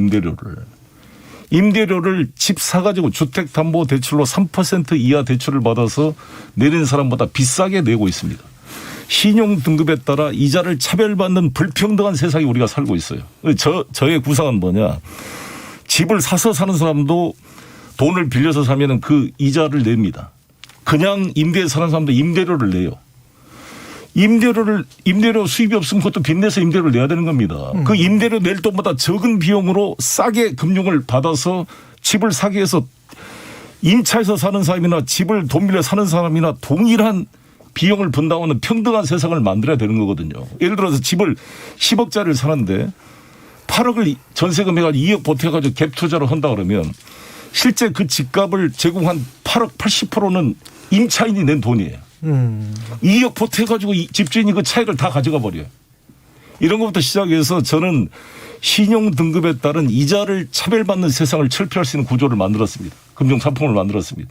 그걸 보여주겠습니다. 당장 저는 당대표가 되면 LH 지금 125만 가구, SH 20만 가구, 150만 가구에 지금 30% 보증금 70%를 월세가 되고 있는데 월세 전환율이 6% 돼요. 그거를 전부 보증금으로 전환시켜서 3% 반값으로 임대를 낮추는 방안을 바로 실행할 수 있다는 말씀을 드리겠습니다. 최경련의 최강시사 더불어민주당 세 분 당권주자 함께 지금 최강 토론 진행 중인데요. 세제 문제 관련해서 종부세 완화 기조에 관해서는 세 분 다 반대하시는 거는 맞죠? 지금 종부세 완화는. 네, 그렇습니다. 그렇죠. 네, 네. 예. 그렇지만 LTV 문제, 이 대출 문제 이거는 약간 좀 의견 차이가 있으신 것 같고요. 네. 예. 이 부동산 문제는 여기까지 할까요? 저희가 한 5분 정도 남았는데 네. 관련해서 제가 이건 뭐 한 30초만 덧붙이겠습니다. 예. 지금 누구나 이제 프로젝트를 지금 말씀하시는데 예. 이제 과거에도 보면 이 부동산 문제가 너무 심각하니까 뭐 공급, 세제 뭐 여러 가지 측면에서 정책들이 많이 나왔습니다. 예. 그러나 결국은 공공 형태의 임대주택이라든가 이런 것들을 많이 늘려야 된다. 예. 이것이 이제 결론 아닙니까? 몇십 년 동안. 그리고 지금 청약 통장만 하더라도 우리가 2,700만 개 통장이 있고 지금 10년 지금 1순위 청약 대상자가 1,500만입니다. 예. 그리고 15년 이상 1순위를 가지고 있는 사람이 수도권에만 100만 명이 있거든요. 이런 문제를 누구나 지 프로젝트가 아무리 좋다 하더라도 그럼 어떻게 해결할 거냐. 이런 것 때문에 또 못할 수도 있거든요. 그래서 저는 이 누구나 이제 프로젝트를 이렇게 또 내가 당대표가 돼서 지금 기존의 정책을 그럼 다 뒤바꿔서 예. 누구나 이제 프로젝트 해결하겠다. 이게 정말 굉장히 제가 볼 때는 예. 이게 이제 우리가 간신히 부동산 정책들의 방향과 기조를 좀 올바로 세워서 가고 있는데 예. 이런 것들이 혼선이 오고 그렇단 말이죠. 그래서 자꾸 이렇게 정부 정책과 차별화하는 것이 저는 꼭 좋은 것만은 아니다. 저는 이렇게 생각합니다. 결론 네. 주세요. 제가 한마디만 더 혹시 말씀하시면 부동산 다 끝내죠. 저까지 하고. 예. 그러니까 이제 이 누구나 집 프로젝트는 너무나 완성도가 떨어지기 때문에 예. 그래서 이제 부작용도 곳곳에서 많이 생기고요. 예. 우리 송영길 후보는 8년 동안 연구한 걸 이렇게 함부로 얘기하는데 예. 이미 소송도 많이 붙어 있어요. 그리고 진짜 핵심 문제는 누구나 집 프로젝트 아니에요. 분양 자격이 무주택자에만 있는 게 아니에요. 누구나한테 있는 게 누구나. 그래서 집을 갖고 있는 사람도 들어올 수 있어요. 예. 10%만 돈을 내고 지금은 이제 자기 이름으로 하는 게 아니고 회사 이름을 하면서 쓰다가 8년인가 10년인가 지나고 나면 그때 임대를 계속할지 아니면 살지 이걸 결정하는 거거든요. 예. 집 가진 사람들도 10%만 가지고 들어와서 집을 어쨌든 또 가질 가능성을 더 만들어가는 그런 것이고. 그러니까 무주택자를 위한 프로그램이 아니라는 거죠. 그리고 이 사업자 자격도 누구나 할 수 있는 것이기 때문에 여기에서 발생되는 그런 신용에 관한 문제에 있어서 굉장히 문제가 많은 그거를 너무 이렇게 그 당대표 선거에서 그게 마치 새로운 무슨 프로젝트인 것냥 그렇게 이야기하는 건 전 옳지 않고 예. 그 논쟁은 그러니까 그 논쟁은 안 하는 게 좋을 것 같습니다. 예. 송영 의원님. 논쟁을 못했기 때문에. 예. 저는 그 정부의 2사 부동산 대책이 중요하고 이것이 성공할 수 있도록 뒷받침하겠습니다. 이에 대한 보완제로 누구나 집 프로젝트는 여러 가지 두 분이 지적하신 대로 부족한 점들은 보완해서 진화 발전해 가고 있다는 말씀을 드리고 예. 중요한 것은 이 정부가 가지고 있는 부동산 대책이 성공하기 위해서 공급 대책만으로는 부족한 보완점이 있다는 거죠. 그래서 일부러 실수요자 대책을 대통령께서도 지시한 것이고 그래서 저는 공급 대책과 실수요자 대책을 잘 조화시켜서 집값을 안정시키고 이 서민들의 내 집 가는 문제를 해결하는데 홍영표 의원님이 지적하신 대로 항상 공공임대주택 강화를 다 이야기합니다. 그런데 저는 공공임대주택은 서민층에 필요하지만 이 공공임대주택이 내 집을 갖고자 하는 서민들의 욕구를 대체할 수가 없습니다. 집값이 다 다른 사람 사가지고 다 오르고 있는데 너는 공공임대주택 계속 살아라 그러면 누가 살겠습니까? 그래서 공공임대주택은 필요하지만 내 집을 갖고자 하는 서민들의 욕구, 일반 중산층의 욕구를 대체할 수 있는 프로그램이 필요하다는 거죠. 그리고 제가 누구나 집을 강조했던 것은 이것은 국가의 세금이 하나도 안 들어가는 거예요. 항상 우리 민주당은 생각할 때 재정을 투입해서 다 뭘 줄 걸로 생각하는데 재정을 투입하지 않고 창조적 아이디어로 부동산 문제를 해결할 수 있는 게 얼마나 중요한 것입니까? 예. 3부에서 계속 이어나가도록 하겠습니다. 예. 더불어민주당 당권주자 최강 토론 3부에서 계속되고요. 일부 지역국에서는 해당 지역 방송 보내드립니다. 잠시 후 이어집니다.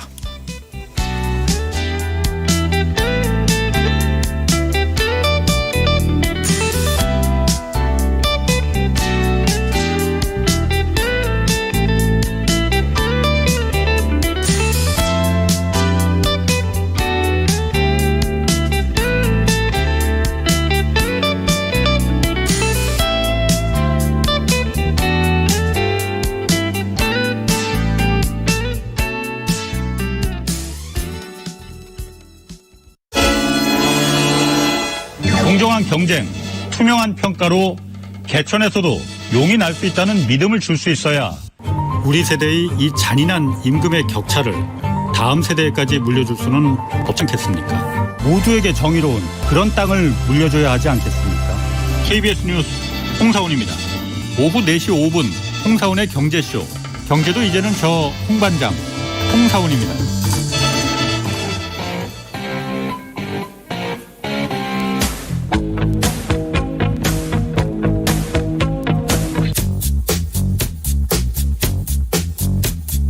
몸이 먼저 반응하는 음악이 있습니다. 몸이 먼저 반응하는 시사도 있습니다. 매일 오후 5시 5분 KBS 1라디오 주진우 라이브. 지금 시각은 8시 30분입니다. KBS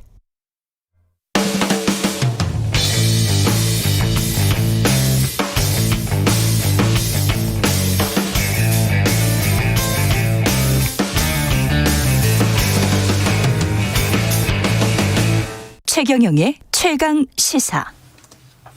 네, 홍영표 의원, 송영길 의원, 우원식 의원 새 당대표 후보 모시고 더불어민주당 당권주자 최강 토론 함께 하고 계십니다. 예, 부동산 문제, 대출 문제, 세제 문제 이야기를 나눴고요. 손실보상법 관련해서는 지금 4월 국회 처리가 무산됐거든요. 이 관련해서는 당대표 되시면 이거 어떻게 처리할 건지 그 말씀부터 좀 듣고 싶습니다. 예. 제가 민생 이렇게 이야기하는데 예. 민생에서 해결해야 될 게 3가지 원칙이 있습니다. 하나는 이제 부동산 문제죠. 부동산 문제는 가격 안정시키는 그것이 첫 번째 원칙이고요. 두 번째는 우리 사회 양극화를 지배하는 그게 굉장히 심각한 문제거든요. 그래서 그 양극화를 지배하는 것은 불공정, 불평등에 관한 문제이기 때문에 거기에 불공정, 불평등을 해소하는 제도를 잘 만들어가는 것. 그야말로 중산층과 서민의 정당으로서 거듭나는 것. 네. 그것이 민생에서 중요한 원칙이고요.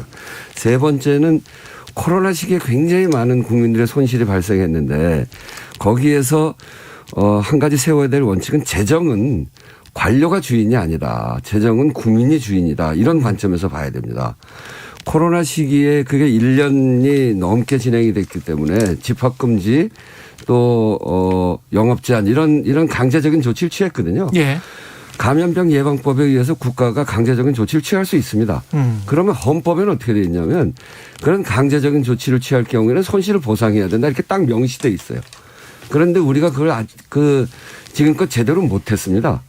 그런데 그 이유는 대통령께서도 그 중소상공인 자영업자 보호 대책을 제대로 세워야 된다. 예. 이렇게까지 세게 얘기하시면서 손실보상까지를 이야기를 하시는데 대통령께서 나서서 이야기하신 이유는 당에서 국민들이 그런 요구를 함에도 불구하고 재정당국에서 재정 문제 때문에 그걸 아주 미온적으로 대처하고 있어서 대통령까지 나서신 거거든요.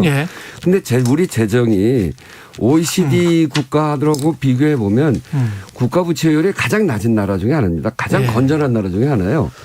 그럼에도 불구하고 재정 걱정을 하는 거죠. 저는 재정은 이런 위기 때 국민을 보호하기 위해서 재정을 건전하게 유지하는 거지 건전한 것을 자랑하기 위해서 하는 건 아니란 말이죠. 그래서 손실보상을 적극적으로 나서야 되고 해야 된다. 또 손실보상 시간 때문에 거기까지 잠깐만 하나만 더 손실보상에 있어서도 지금 이제 소급 적용하는 문제 가지고 논란이 많은데 과거의 손실이라고 그건 과거의 손실이 아니라 그때부터 누적돼 있는 현재의 손실이거든요. 전체를 다 하지 못하더라도 그중에 얼마나 손실 났는지를 우리 국가가 인정을 하고 거기에서 일부라도 이렇게 해야 국민들이 이 국가가 나를 보호하고 있구나 이런 마음이 생기죠. 알겠습니다. 홍 의원님. 제가 손실보상제에 대해서 그걸 반대하는 사람 아무도 없습니다. 아무도 없다. 저는 이제 이렇게 어떤 종합적이고 제도적인 어떤 보상 체계를 만들자. 이제 이런 이야기는 전에부터 있었습니다. 코로나 이전에. 예를 들면 농업 분야에서 과거에 구제역이 발생했다. 그러면 그냥 막 살처분하고 이렇게 해서 농가에 피해가 있는데 그대로 또 그만큼 보상이 안 돼서 많은 논란이 있었고 AI라든가 이런 사례들이 많이 있었습니다. 근데 이번에 이제 코로나 문제가 발생하니까 정부의 어떤 이런 체계적인 보상 시스템을 갖춰서 불필요한 갈등을 없애자, 이게 기본 취지고요. 예. 코로나 이번 소급 적용 문제에 대해서 저는 신중해야 될 것은 이미 저희가 재난지원금을 4차에 대해서 했습니다. 이번에 이제 4차 지원금이 영세 자영업 소상공인에 대해서 최대 500만 원까지 했지 않습니까? 그 전에 한번 300만 원 했고요. 그러니까 이것이 그런 어떤 재난 어떤 지원금에 대해서 손실 보상의 성격을 띠고 있습니다. 선택적 우리가 보상을 한 게. 그래서 저는 이런 것들을 감안하면 이제 또 거기다가 이제 소급 감안해야 되고 소급 적용에 대해서도 또 이건 법률적인 문제도 있어요. 예. 그렇기 때문에 저는 소급 적용이라는 거 꼭 명시하지 않아도 우리가 필요하면 추가적으로 또 재난지원금을 그 기준에 따라서 또 할 수도 있지 않습니까? 그런데 이게 소급 적용을 하면은 민생을 챙기는 거고 소급 적용을 안 하면은 우리가 민생을 챙기지 않고 소극적이다. 이렇게 해석을 하는 것은 저는 과도하다 이렇게 생각합니다. 예. 조금씩 의견이 다르십니다. 예. 송호님. 예. 우리가 자주 쓰는 말로 불안빈 환불균 이런 얘기를 하잖아요. 예. 이 가난한 것을 걱정하는 게 아니라 불균등한 것에 대해서 불만이 있다는 거 아니겠습니까? 예. 지난번 4번에 걸친 4차 재난 금 중에 그걸 이제 일괄 전체 지급하지 한 건 한 번이었죠. 예. 3번은 이렇게 되다 보니까 이게 경계선에 있는 분들의 불만이 엄청 많았어요. 그게 그렇죠. 만만치가 않습니다. 예. 행정에 이런 게. 그래서 저는 두 번씩 했어야 되지 않는가 그런 아쉬움도 있지만 어찌됐건 제가 당대표가 되면 이 정부랑 긴밀히 협의하겠습니다. 예. 저도 기본적으로 손실보상해야 되고 제가 강조하는 것이 봉건제 시대 때도 이 흉년이 들면 소출이 떨어지면 소장료를 깎아줘요. 그런데 지금은 매출액이 50% 70%까지 떨어져도 임대료를 똑같이 내고 있는 것은 정말 불합리하거든요. 예. 그러니까 이걸 조정하자는 법안을 제가 50% 임대료 삭감 법안을 또 내놨습니다. 예. 이게 이제 손실보상법 안에 들어있기도 한데 이 내용은 정부랑 긴밀히 상의하겠습니다. 이제 야당도 이것에 동의하고 있기 때문에 예. 해가는데 제가 이제 권칠성 중소벤처기업 장관하고 통화를 해보니까 기재부는 일단 부정적이고요. 이 중소벤처기업에서는 만약 그렇게 되면 여행업이나 관광이나 호텔 같은 경우는 집합금지 명령의 대상이 아니지만 자동적으로 여기는 코로나 때문에 완전히 그렇죠. 손실이 발생한 업종인데 예.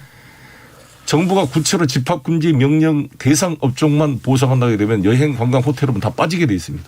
그런데 그러면 그쪽의 불만을 어떻게 해소할 거냐 이런 대책들이 있기 때문에 자세하게 아무튼 정부가 지금 고민한 것들을 여당 대표 입장에서 된다면 잘 상의해서 손실보상이 가능한 범위 내에서 반드시 신속하게 될 수 있도록 예. 하겠다는 말씀을 드리겠습니다. 시간이 별로 없고 한 분씩 말씀하시는데 보통 한 2분에서 3분씩 말씀을 하시니까 마지막으로 무엇보다 지금 이게 당대표 선거를 하는데 국민들 관심이 그렇게 많은 것 같지는 않거든요. 흥행에 그렇게 성공했다라고 보지는 않고 그다음에 이제 민심보다 당심을 겨냥한 선거라는 비판이 있고 오늘 어제 이제 TV 토론 KBS에서 하셨습니다마는 관련해서 나오는 보도들 보니까 계파 갈등 이야기도 좀 나오고 있고 그래서 당내 강성 지지자들의 문자 폭탄 이런 이야기들과 관련해서도 약간의 지금 갈등들이 있는 것 같고 그래서 그런데도 불구하고 중도층은 확대를 해야 될 것 같은 게 이제 민주당의 입장일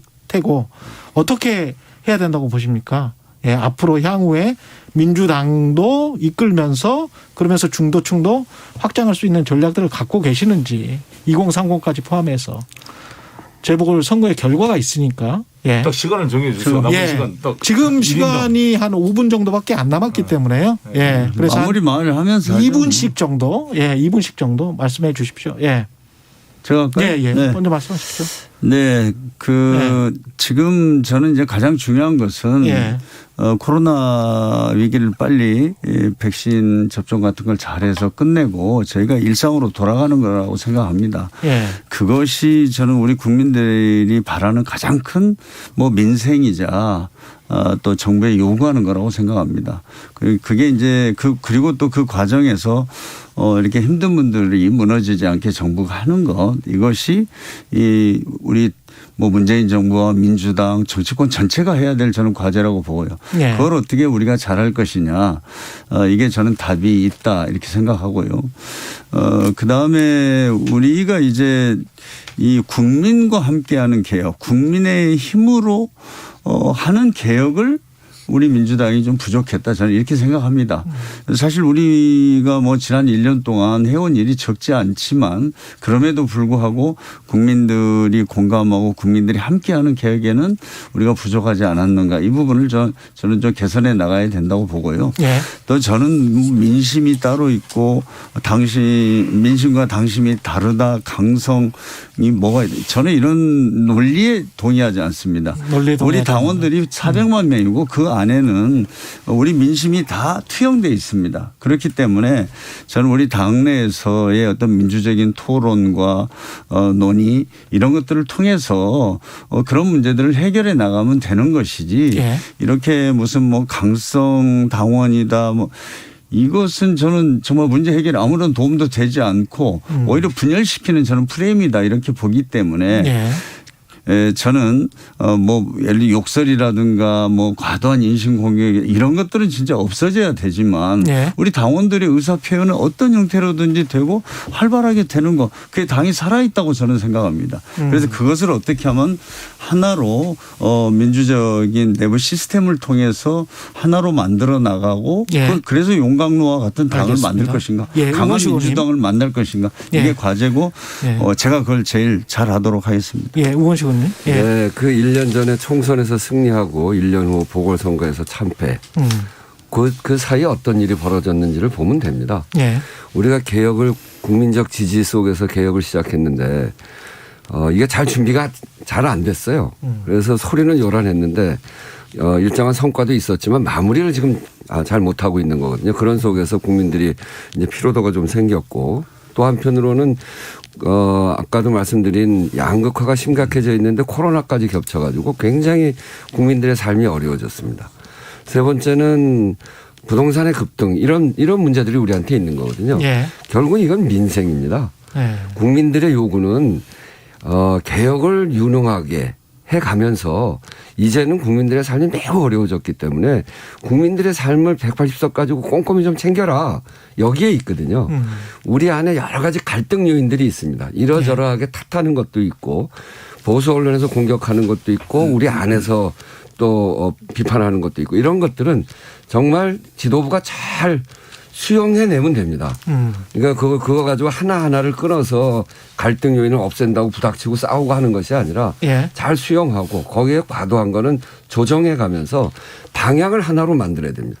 우리가 국민들의 삶을 보호하는 방향으로 가야 되는데 거기서 시작은 부동산은 가장 지금 문제가 되고 있는 그 주택임대 사업자의 특혜 문제 여기서부터 시작을 해서 그 부동산 가격을 안정시켜야 되고요. 그리고 이 국민의 삶에서 양극화 문제는 우리 사회에 불공정 불평등한 여러 제도들이 있는데 그걸 개혁하는 것으로 해야 되고요. 그리고 또 이 코로나 지금 손실보상과 같은 부분에 있어서 재정은 역시 국민이 주인이다라고 하는 원칙을 분명히 세우는 걸 통해서 예. 국민의 삶을 개혁하는 그것을 중심에 놓고 개혁을 유능하게 해나가는 예. 이렇게 해나가는 것이 우리 당이 가야 될 길이고 예. 정권 재창출로 가는 길인데 그 과정에 그 일을 가장 잘 해나갈 수 있는 사람이 우원식이다. 예. 예. 저는 코로나 지금 상황에서 이 위기상에 적극적인 재정정책이 당연히 필요하고 또 적극적으로 우리 국민들의 그 삶을 지켜야 된다고 생각합니다. 그런데 동시에 저는 이제 어떻게 인천시장 때 해왔냐면 국민의 세금을 쓰지 않고 창조적 아이디어로 국민들에게 실질적 가처분 소득을 돌려주는 그러한 행정을 해왔습니다. 네. 나중에 보여드리겠다고 말씀을 드리고 우리 당내 문제는 다른 것을 틀린 것으로 규정하는 이런 문화를 바꿔야 된다고 봅니다. 다른 것을 틀린 것으로. 우리가 예. 조금 생각이 다르면 완전히 그걸 규정을 해요. 예를 들어서 제가 지난 TV 토론 때도 우원식 후보님께 질의드렸습니다만 그때 당 혁신안을 만들 때 최고위원제 폐지하고 사무총장제 폐지하고 그리고 귀책사유가 있는 시장은 출마 못하게 한다. 이런 법안을 그때 혁신안을 우리가 통과시켰는데 그때 혁신안을 조금이라도 반대한 사람은 반개혁적인 걸로 막 몰아붙이는 분위기가 있었어요. 그런데 그때 통과됐던 혁신안이 지금 남아있는 게 거의 없습니다. 최고위원제 다시 부활됐고 사무총장제 부활됐고 이번에 또 당헌 개정에서 서울시장, 부산시장을 출마하게 만들었습니다. 그렇기 때문에 우리가 만든 혁신안이 부족할 수가 있다. 그때도 자유롭게 당내 토론을 활성화해야 됩니다. 그래야 우리가 완벽한 개혁이라고 법안을 통과시켰지만 나중에 보면 부족해서 다시 보완하고 수정하는 거 아닙니까? 그래서 저는 다른 것을 틀린 것으로 규정하고 상대방 의견을 완전히 진압하려는 이러한 행태는 바뀌어야 된다. 나의 의견이 중요하면 다른 사람의 의견도 중요하다고 보여집니다. 우리 당내를 그렇게 만들어 가야 다가올 우리가 대선 갈등을 원팀 민주당으로 해결할 수가 있습니다. 지금 이재명 반 이재명 후보 간에 그 지지 진영 간에 치열한 상호 논쟁과 이 비판이 있는 거 아니겠습니까? 이게 상당히 우리 중요한 위험 요소예요. 우리가 앞으로 어떻게 공정하게 대선을 관리해가는데 이 문제를 정확히 해낼 당 대표야 많이 문제를 할 수가 있고 이번 5월 2일 선거가 이러한 당신과 민심을 통합시키는 계기가 될 것이다 이렇게 생각합니다. 마지막으로 여쭤볼게요. 지금 시간이 이제 거의 다 끝나가서요. 지금 송영길 의원님이 그렇게 말씀하셨단 말이죠. 다른 것을 틀린 것으로 규정하는 것은 이거는 안 된다. 이게 이제 문자 폭탄과 관련된 결국은 그런 이야기일 것 같아요. 그래서 딱 단답식으로만 좀 말씀을 해 주셨으면 좋겠는데 강성 지지자들의 문자 폭탄도 민심으로 받아들여야 되는 건지 아니면 이거는 앞으로 민주당이 중도 확장을 하기 위해서는 뭔가 이거는 제어해야 될 그런 대상인 건지 한마디씩 좀 해 주십시오. 예. 뭐 저는 당내에서 이견이 있는 것은 당연하고 뭐 강성이다 아니다 이런 어떤 구별보다는 저는 당내 소통을 강화해서 또 민주적인 논의 절차 이런 것을 강화하면 해소될 수 있는 문제라고 보고 제가 당대표가 되면 그런 문제를 적극적으로 나서서 해결하고자 합니다. 우원식 의원님. 예. 네. 저는 이제 문자 폭탄을 많이 봤는데 우리 이제 지금 말씀하시는 강성 지지자들로부터 받기도 하고 정책이 다르면 그 정책과 관련해서 이견이 있는 분들로부터 문자 폭탄을 많이 받습니다. 문제는 문자 폭탄은 의견이기 때문에 의견을 받으면 되는 일이고 그런데 이제 그 과정에서 욕설이나 뭐 지나친 비난 이런 것들은 어떤 경우에도 옳지 않죠. 그거는 이제 특히나 우리 당 안에서 그런 것들이 횡행하게 되면 그거는 당내 분열을 야기하려고 하는 사람들한테 이용당할 가능성이 높거든요.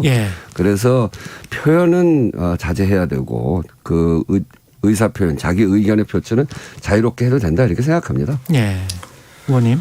저는 그 강성 지지자는 표현보다는 열성 지지자 표현이 더 좋다고 보는데 그분들은 뭐 월급을 받는 것도 아니고 정말 직장 생활하면서 자기 시간과 돈을 내서 당에 관심을 표명하고 그렇기 때문에 소중한 우리 당의 자원이다 이렇게 봅니다. 그래서 이것을 저는 이제 소모적인 논쟁이 아니라 개혁의 에너지로 승화시키자. 근데 그렇게 되려면 우리 문화를 좀 바꿔야 됩니다. 상대방을 좀 다루다고 막 뭐 정적을 제거하듯이 막 그렇게 집단적으로 그렇게 하는 행위는 우리 당 발전에 도움이 안 된다. 그래서 우리 홍영표 의원님 말씀하신 대로 당이 그런 소통을 더 활발해서 이렇게 막 비정상적으로 분출되지 않도록 당의 에너지로 승화시키는 리더십이 필요하다 이렇게 생각합니다. 20쪽씩만 드리겠는데요. 2022년에 대선 승리로 이끌 보관 관련해서 한 문장씩으로만 좀 요약해 주십시오. 홍영표 의원님부터. 저는 뭐 문재인 정부 성공이 전제돼야 되고요. 그다음에는 우리 당이 어떻게 단결하느냐라고 생각합니다. 그 단결의 리더십으로 대선 승리를 꼭 하겠다 이렇게 말씀드립니다. 우원식 의원님. 국민의 가장 절박한 요구인 국민의 삶을 바꾸는 개혁, 민생 개혁에 집중해야 된다고 생각합니다. 그러면서 또 한편으로 민주개혁도 해나가는 그런 리더십이 필요해서 국민의 민심에 가까이 가는 것이 정권 재창출의 길이고 정권 재창출의 길이 문재인 정부의 성공의 길이다 이렇게 생각합니다. 저는 정부의 백신 확보 노력을 뒷받침해서 11월 집단 면역을 만들어내는 것, 그다음에 부동산 문제를 해결하는 것, 그다음에 대선의 공정한 관리를 통해 결과를 승복하게 만들고 원팀으로 만들어내는 것. 이 세 가지인데 그것을 제가 잘 준비되어 있다 이렇게 당원들에게 호소하고 있습니다. 말씀 감사하고요. 더불어민주당 당대표 후보 세 분이었습니다. 기호 1번 홍영표 후보, 2번 송영길 후보, 3번 우원식 후보였습니다. 고맙습니다. 감사합니다. KBS 라디오 최경영의 최강시사 듣고 계신 지금 시각은 8시 48분입니다. 이 시각 출근길 교통정보입니다. 수도권의 빗줄기는 대부분 잦아들었는데요. 도로는 여전히 많이 밀리고 있습니다. 동부간선도로 성수대교 쪽으로는 도봉지하차도를 나와서 사고도 있었고요. 도봉지하차도 중간 지점부터 성수 분기점 쪽으로 밀리고 있습니다. 올림픽대로 공항 쪽은 강동대교부터 한강대교까지 긴 구간 정체입니다. 같은 방향 강변북로인데요. 강동대교에서 암사대교 그리고 구리시계에서 성수대교 쪽으로 정체입니다. 더 가서도 동호대교에서 고장난 차가 있는 한강대교 쪽으로 정체가 이어지고 있습니다. 경부고속도로 서울 쪽은 도심 진입하는 길이 특히 많이 어려운데요. 금토분기점에서 반포까지 가다서다 반복입니다. KBS 교통정보센터에서 이현입니다. We gotta say goodbye for the summer. 최경영의 최강 시사. 정치가 흐르는 음악 다방. 어서 오세요. 네, 명절에만 방송됐던 최강 시사 시그니처 코너인데요. 고품격 선곡 대결 정치가 흐르는 음악 다방. 금요일로 자리를 옮겼습니다. 오늘만큼은 시사평론가가 아닌 음악평론가 맞나요? 예, 김미나, 김수민 평론가 나오셨습니다. 안녕하세요. 반갑습니다. 예. 안녕하세요. 코너 잠깐 설명을 드리면 한 주간 이슈가 됐던 정가인물 이야기 나누고 그 인물에 맞는 노래를 두 분이 선곡을 해오시는 겁니다. 두 곡 다 들려드리지는 않고 예, 제작진이 공정하게 선정해서 오늘 끝곡으로 한 곡만 들려드리고 물론 승자에게는 드리는 상품이 있습니다. 오늘 두 분이 선정해 오신 인물 김수민 평론가는 황교안 전 미래통합당 대표, 김미나 평론가는 안철수 대표 이렇게 됐습니다. 황교안 전 대표부터 이야기 나눠볼까요? 네, 최근에 뭐 국회에서 특히 국민의힘의 최승재 의원이라든지 손실보상법 관련해서 또 농성을 하고 있잖아요. 예. 농성장을 방문하기도 하면서 새롭게 정치를 재개하는 것 같은 네, 그런 상황인데, 근데 좀 국민의힘 내부에서는 시큰둥한 반응이 있는 것 같아요. 그러니까 어쨌든 지난 총선에서 패배를 했고 그 패배에 책임을 져야 한다라고 하는 기본적인 게 있고, 그리고 국민의힘 또 중도 확장이나 이런 쪽으로 가닥을 잡으려고 노력을 하고 있는데 나름대로. 네. 근데 황교안 전 대표는 강성 보수를 대변하는 그걸 상징하는 또 정치인이기도 하죠. 그러다 보니까 적극적으로 환영하지는 않는 그런 모습이 보이는 것 같습니다. 심지어는 같이 지도부로 이끌었었던 투톱으로 이끌었었던 나경원 전 원내대표도 자신하고는 좀 달랐었다라고 선을 긋는 그런 모습까지 나오고 있습니다. 예. 황교안 대표 관련해서는 김연아 평론가는 뭐 하실 말씀 없어요? 저는 뭐 제가 뭐 할 말은 네. 말 시키면 많은데 네. 할 말이 없냐고 물어보는 것은 뭐 말을 하지 말라는 것인지 하라는 것인지 아니 하라는 거예요. 네. 하라는 거예요. 황교안 네. 대표 전 대표가 사실 지금 이제 나와서 이렇게 여러 가지 뉴스에 노출되고 이런 것에 대해서 지금 말씀하신 대로 네. 내부에 우려가 있는 것 같아요. 근데 지금 말씀하신 대로 총선 패배의 원인을 제공했다. 그다음에 뭐 어떤 이념적 성향이 그렇다 이것도 있지만 전 정권이 생각나지 않습니까? 결국 네. 이제 박근혜 정권에서 이제 권한대행을 했기 때문에 그런 점에서도 사실 이게 과거 정권이 생각나게 한다는 것은 지금 이제 보수 정치에 아무 도움이 안 되는 상황이지 않습니까? 그렇죠. 그래서 우려인데 문제인 것은 지금 이제 당내 선거 구도에 원내대표 선거라든지 당내 선거 구도에 이제 황교안 변수가 또 끼어들어서 이게 이제 어떤 또 여러 가지 싸움의 어떤 정파적인 갈등의 이제 요소가 되면서 다시 친박 비박 구도가 또 부활하거든요. 네. 이게 그래서 이중적으로 지금 손해를 끼치는 그런 요인이 되고 있습니다. 황교안 전 대표의 정치 행보는 이렇게 당 내에서도 국민의힘 내에서도 별로 그렇게 곱지 않습니까? 시선이?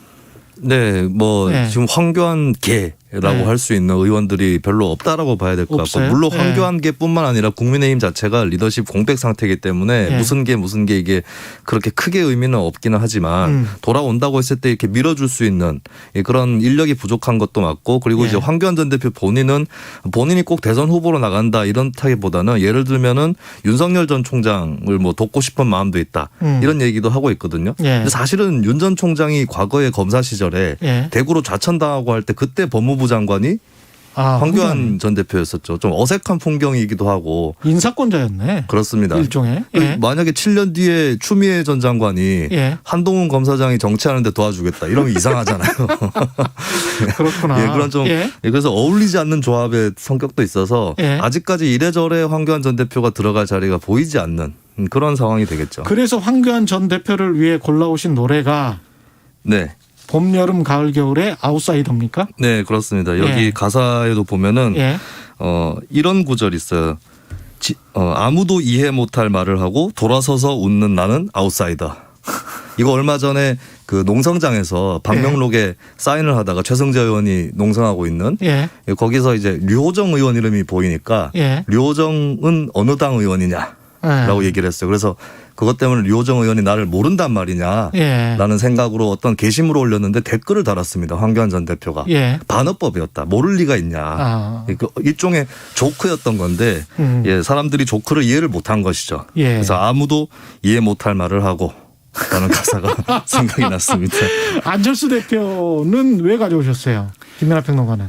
분명히 시작할 때는 정치 시작할 때는 새 정치이고 새로운 어떤 기성 정치와는 다른 이런 모습을 보여주겠다 이렇게 시작을 했는데 최근에 어쨌든 서울시장 선거 이런 거 뭐 거치면서 이 보수 정치랑 어쨌든 같이 하는 방법밖에는 이제 안 남았다 이런 판단을 하고 있는 거 아닙니까? 그래서 최근에도 그렇죠. 이제 국민의힘하고 통합을 할 거냐 말 거냐를 놓고 이제 줄다리기 같은 모양새를 거치고 있는데 사실 이런 일련의 과정을 다 돌아보면은 주변에 이제 그동안 안철수 대표를 좀 새 정치를 한다는 차원에서 도와주려고 했던 사람들은 많이 떠났거든요. 그래서 그러한 떠남과 외로움 이런 기분 속에서 네 이걸 어떻게 해야 되나 네 이렇게 뭐 생각이 드는 거죠.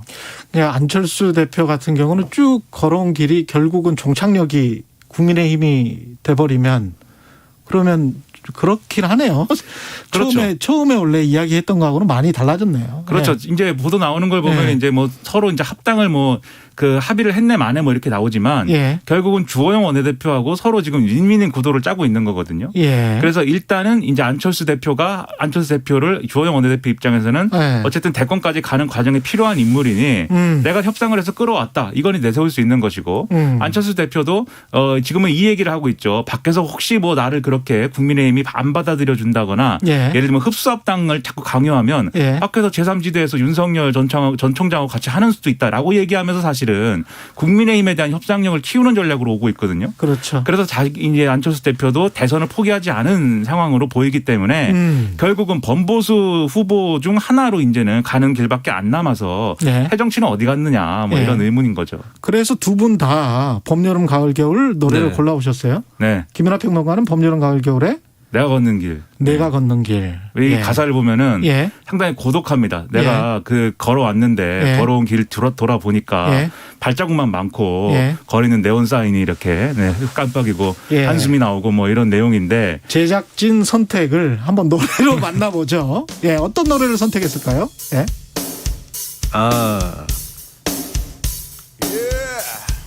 봄, 여름, 가을, 겨울에 아웃사이더가 지금 나가고 있죠. 반은 이겼네요. 그래도 봄, 여름, 가을, 겨울이잖아요. 내가 반은 이겼다. 오늘 승자는 김수민 평론가고요. 제작진과 함께 아침 식사 꼭 하고 가시길 바랍니다. KBS 본관의 아침 식사권이 상품 되겠습니다. 두 분 감사하고요.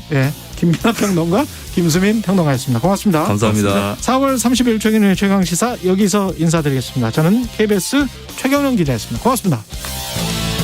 거북한 머리에 낡은 청바지. 코로나19 확산세가 잦아들지 않고 있습니다. 다시 한번 여러분의 사회적 거리두기 실천이 중요한 시기입니다. 지난 12일부터 다음 달 2일까지 수도권은 2단계, 비수도권은 1.5단계 거리두기가 시행 중입니다. 5인 이상 사적 모임 금지 조치는 지금도 유지되고 있습니다. 마스크 착용 지침도 강화되어 거리두기 단계와 상관없이